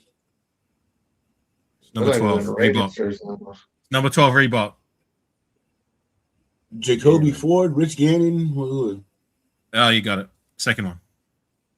Rich. Okay, got you. He said Reebok, so it's like had to be Rich. Well, Jacoby was still around for the Reebok era, I believe, his rookie season. Was he? Oh, Jacoby Ford. Reebok lost the license to Nike, I think, 2011. Kobe was here 2010. I ain't gonna lie, the Reebok jerseys still look better. They feel more comfy. I'm not gonna lie. Like these painted on ones, you know, like say what you will about the painted on numbers, but if you can find a good condition, this one's in perfect condition. This jersey's over 20 years old. These are real comfy. I love wearing these more than even the more expensive Nike ones. What do you do to keep it in perfect condition? Just not dry it? Well, I bought this off eBay like this. I don't buy Reebok jerseys that are all stained and look like shit. Like I look carefully at what I'm buying, and if they look the goods and I get them at a good price. This was $20, $20 USD. What? Shit. Not bad. You can get a good deal on eBay, and the thing is with these jerseys, you're not going to find bootleg Reebok jerseys in these conditions, so they're always legit. You know what I mean? Yeah. All the bad ones have already been long gone. Yeah, but you can get a good deal on the eBay if you look hard enough. Yeah, because my Moss jersey's still in like great condition. Did you wear that to the game last year? Yeah, I did. Sorry, Dave. Yeah, I thought so. We already shared my thoughts yesterday morning. After you slept on it. Yeah, nothing new to report. I mean, I will say I do like that for the most part we're seeing the positive even in a loss. I mean, of course, there is areas for the concerns, specifically the secondary and a lot of the defense. But you know, it was nice to see for the most part the ones and the twos on the offensive side of the ball, especially the areas where we were concerned about, like the offensive line and the running back. Not so much the running back room, but the wide receivers. You know, I'm looking at like Jack Besh. You know, a lot of us were critical about him, and he's the one who got the ravest of reviews. So, you know, it's good to see that there's positives out of the loss. I just like that he has something to prove and show, and you know, he showed that he improved and he worked on his craft. I mean, I think he was drafted out of position, and it caused unnecessary expectations that he wasn't built for or ready for because he was drafted so high. I think we did him a disservice in drafting him that high, honestly. whatever the case, he needs to live up to expectation and the bare minimum expectation with Besh by year 2 and 3 is he needs to be starting and he needs to be contributing. And if he can't do either, then what the fuck are we doing here? But he's keeping it positive. He proved that he can do that so far with week 1. So far, it's looking good. Yeah, but I will say though, to West Side, what you were saying about the secondary, I'm kind of there with you. I mean, I like what we've done in trying to address the secondary, but at the same time, like it's kind of concerning with what we showed on the field. I hope that's not the consistent moving forward. I mean, I know they're all young, but it's like I keep saying, we've taken 8 DBs, if including safety, in the last 3 drafts. And we really need 1 or 2 of these guys to pop. And so far, none of them had. I don't care what the stats say about Porter. You know what I mean? Like, is he really the guy that we can ride off into the sunset? Has he proven that yet? None of these guys have proven that yet. Yeah, you can change your mind later, but as of today, do you guys still think that McCoy is a first-round draft pick that we stole in the 4th round? He's been out of the league. He's been out of football period for a year. So he gets that concession. He gets that concession. Now, if he still looks exactly like this going into week 1, then it's going to be like, I don't know. But as long as we see some improvement like next week and the week after, then I'll be okay with it. To answer your question, Nate, no, he hasn't been. So, I'm looking at guys like DeCam Richardson and Darian Porter, like, year 2 and year 3 guys, like, Yeah, but are we really surprised how bad they look? No. Like, I wasn't expecting much from them. Like, if we were expecting much from them, then, again, I think you reevaluate your assessment because they weren't going to progress and get that much better. It's going to be a process and a long process with these DBs until they really invest in them. They're young. They're inexperienced. They had terrible coaching. They had a lot of bad habits that were allowed to just marinate and fester with the previous regime. So, yeah, there's a lot of things that have to be broken. There's a lot of things that have to be learned. And honestly, if guys are like, it's too hard to learn this new scheme, then bye-bye. Like, you're gonna get cut. I get that, JT, but at the same time, like, when we're looking at guys we've brought in the door via the draft specifically, the only guy that since we moved to Vegas that really popped off the tape right from the jump was Nate Hobbs. I mean, if Nate Hobbs could do it, like, surely, like, year 1, remember his first preseason, he was one of the players of the preseason, and he proved that to be pretty competent as a Raider while he was here. You know what I mean? Yeah. And I'm still waiting for one of these guys to do that. Yeah, but you gotta put a scheme that fits them. Nate Hobbs excelled because the scheme fit his play style. Like, if you build around it and you develop a scheme around your players and not force them to play into your scheme, then absolutely you're gonna look So scheme ability, I don't care. I just want one of them to work out. Come on. Eight defensive backs in 3 seasons. Surely one of these guys. How you doing? Hey man, I'm at 1%, fellas, so I'm gonna call it a night. I gotta charge my phone, so I'll hit y'all up later. JT, good to see you, man. All right, man. Love y'all. Y'all have a good one. I'll catch y'all again. Yep. Peace, man. You're black. I can still hear you and see you. You're still on, JT. You should just died. Maybe give him the boot, Nate. There you go. Yeah. Oh man, how you been, brother? Yeah, good. I thought it's already settled. No, I just got here. I walked away for a minute. I'm actually I'm here trying to cook for tomorrow because I don't want to cook tomorrow. Well, don't mind me, man. I just came on to say hello. So if you guys were gonna cut it, then no, as long as me or Nate is around, the studio is open. You know what I mean? Plan was till midnight, but yeah, Ben got drunk. Ben got drunk. I remember Somebody need to send that man a can of water. His wife Can had I- to come in and stream. I heard you before, Dirty, while you were having your takes about what you liked about the game, but I don't believe I heard West Side. If I may ask, West Side, what did you like the most coming out of the preseason game, if anything? I like Jack Besh. I like Jack Besh a lot. I know everybody else not as up on him. Pause, however that sounds, as optimistic for him as I am, but I really believe that if Jack Besh can really make a push this year, it changes our whole offense. It takes all the pressure off of Brock Bowers and Ashton Jeanty. Additionally, I like the 1-2 punch with our running backs. Offensive line. You like that? No, I don't like them. But then again, I wasn't studying them. So I will give him that grace. I wasn't paying all that much attention to him. But no, I don't like the offensive line until they prove to me that I should. Defense, absolutely. The backup corners in particular, Masses and McCoy, looked absolutely awful. I think me and my son could go out there and go do that same thing damn near. You know what I'm saying?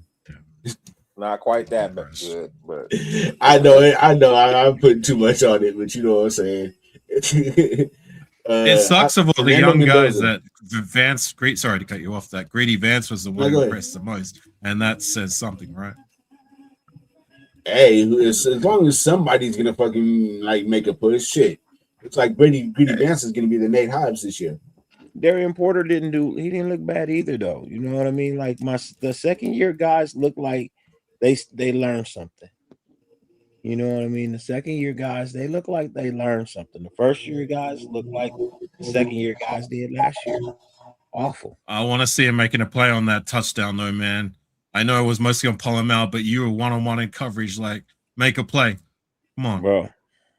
Gotta at least go for the ball, man. You gotta at least make an attempt. See, I hate when people just let shit happen in front of them. It's like, dude, you could have put a hand up, you could have jumped, you could have did something. I'd rather PI crossing the field. Yeah, I'd rather you get a passing interference than give up a touchdown. He thought Palomar had his back, and he let off, and that's how he still caught up right there at the end, but too little, too late. Too late. Count. No, it don't. Only in drive-bys and horseshoes. Shit, not even in drive-bys. You better fucking hit your target, or else you just shot and you got the police all almost counts. Almost counts in drive-bys, nigga. I almost got shot, but I didn't. Almost got I almost got shot, but I didn't. Yeah. I mean, if you look at it that way, yeah. Oh yeah. I like to look at the positives of things, the silver lining. And like I said, last night I did see, a small silver lining, and that's in the fact that the coaching staff here looks like they're already, pages ahead of where the coaching staff from last year was. This coaching staff, they mean business, bro. Did you see the look on Clint Kubiak's face when they was talking to him at halftime? Yeah, he's like, yeah, I seen some things, but not good enough. He just kept on saying not good enough. I was like, he said comes off as an asshole, but I mean that's what you want from your head coach. You ain't looking for Mr. fucking friendly, you know what I'm saying? No, it's not. I don't need the guy who's gonna play horse. You know what I mean? A game of but horse. you can't be too stubborn either, like Josh McDaniels. True. Yeah. I want somebody to come in here that's gonna lead the team in the right way, bro. Football is not a game for pansies, bro. It's not a game for pansies, bro. You know what I mean? This is a man's game. It's a kid's game played by grown ass men. That's what this game is. You know what I mean? And when you put grown ass men involved, this is now a grown man's game. We don't have time for pansies. You want Why to is be it when you catered say to? what you're saying, you sound like something from Any Given Sunday? I'm just saying, you want to be catered to? That sounds like Remember the Titans.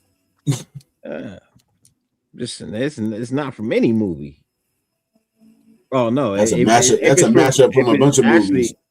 If it's from any movie, it's probably it would probably Coach Carter. be Police Academy.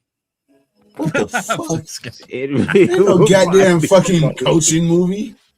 You guys running around here like a bunch of pansies. Can I ask a question since we're on the subject? Maybe just a little bit of a sidestep. What's your favorite football movie? Waterboy. Any Given Sunday. That's yours, Daddy. Favorite football movie? Last Boy Scout was dope too. I don't know. Friday Night Lights was good. Any Given Sunday was really good. Varsity Blues. Rudy was good. Shit, man. Like, shit, I would probably have to go with probably Necessary Roughness. Never seen that one. You never seen that one with Scott Bakula and Sinbad? No, I'll have to give it a try. Back when Kathy Ireland was hella fine. Yeah, hell yeah. But he's not. Mine is the one that you guys haven't mentioned. Fumbalaya, Fumbarooski. I like Any Given Sunday and Jerry Maguire. Jerry Maguire is my all-time. I was gonna say Jerry Maguire was a good one. That's a really good one. Like, there's a lot of good ones, man. You know, I mean, it's hard to really choose, like, because there's a lot of good ones, bro. Like, there's a lot of good ones. The comebacks is a good one. People might not look at it that way because it's a spoof movie, but The Comebacks is a good movie. It's funny. That's what you seen The Last Boy Scout? That was a good football movie. That's the one where he pulls out the gun at the start and he says, "Well, life is a bitch." Yeah. Well, I haven't seen it in a long minute. I'll have to give it another try. See, and that's what I'm saying. Like, see that, you know, you bring out these movies, man. That's a good one right there. That's a real good one. There's not too many bad ones when you think about it. There's not too many bad football. It's not. It's not. Shit. Yeah. This is. Oh, the one that the one Marlon Wayans just did. That motherfucker good. Oh, that movie good. What's it called, bro? I forget what it's called, man. That movie good, bro. That movie good. It'd be that good if you don't know the name. Nah, I smoke too much. I forget things. Somebody said in the chat, The Longest Yard. No, it's called Him. It's called Him. Yeah, I was trying to remember because it had a weird name, but yeah, it's called Him. You know what I hope tops the list? I hope to Christ that new Madden movie will top the list. Man, shit. Let me see if I could pull up the trailer, man. Y'all ain't seen Him? Y'all ain't heard of Him? No. Oh man. Oh man, it's called. But the Madden movie should be out in the next couple of months, right? I think it was November. I don't know. When you see the trailer, man, Christian Bale, he nails Al Davis. Absolutely nails it.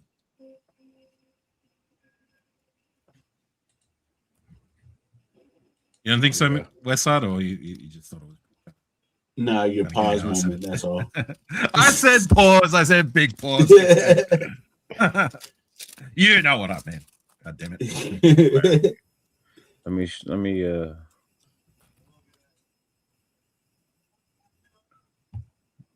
Man, this is probably one of his best movies too. But this.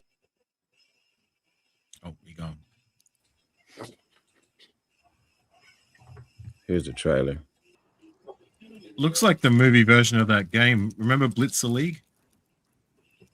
Yeah, a little bit. Yeah.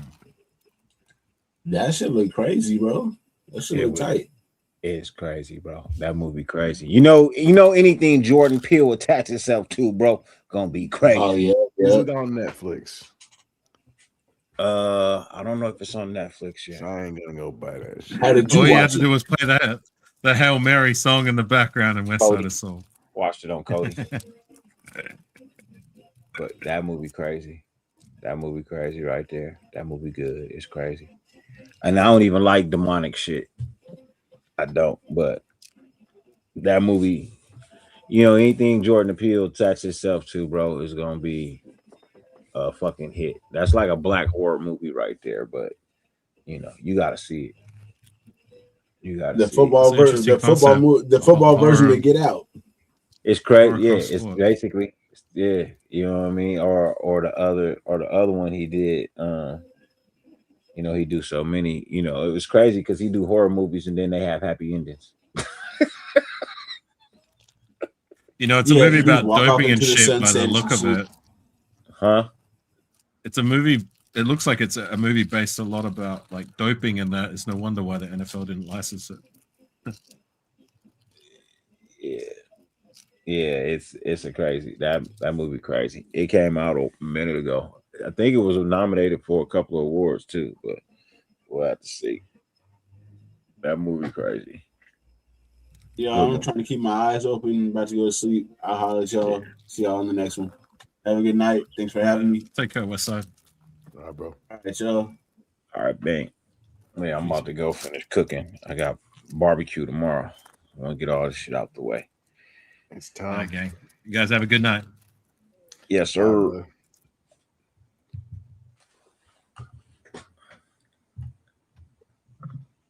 You got it.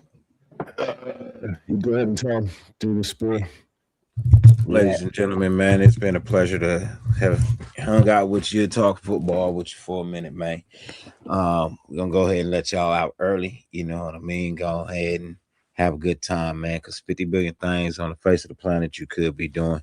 The fact that you allowed us to grace your screen for any amount of time is greatly appreciated. Whether you tuned into the Silver and Black Lounge, if you tuned in the Loaded Box, if you tuned into Natural Born Raiders podcast, or wherever you tuned in, Twitch, whatever, man. Hey, we appreciate you. We love you. You have yourself a wonderful, wonderful, wonderful weekend. I'm sure Ben will be back tomorrow to apologize for his early descent from the show. With that being said, Nutty Ready Nate, you got anything for him? I appreciate you guys. Catch me Sunday night, and then we're back next week. Yes, sir. Oh, and Monday morning, I'll be back Monday morning, 9 a.m. Running shows. Yeah. All right. Till then, I'll see y'all later, man.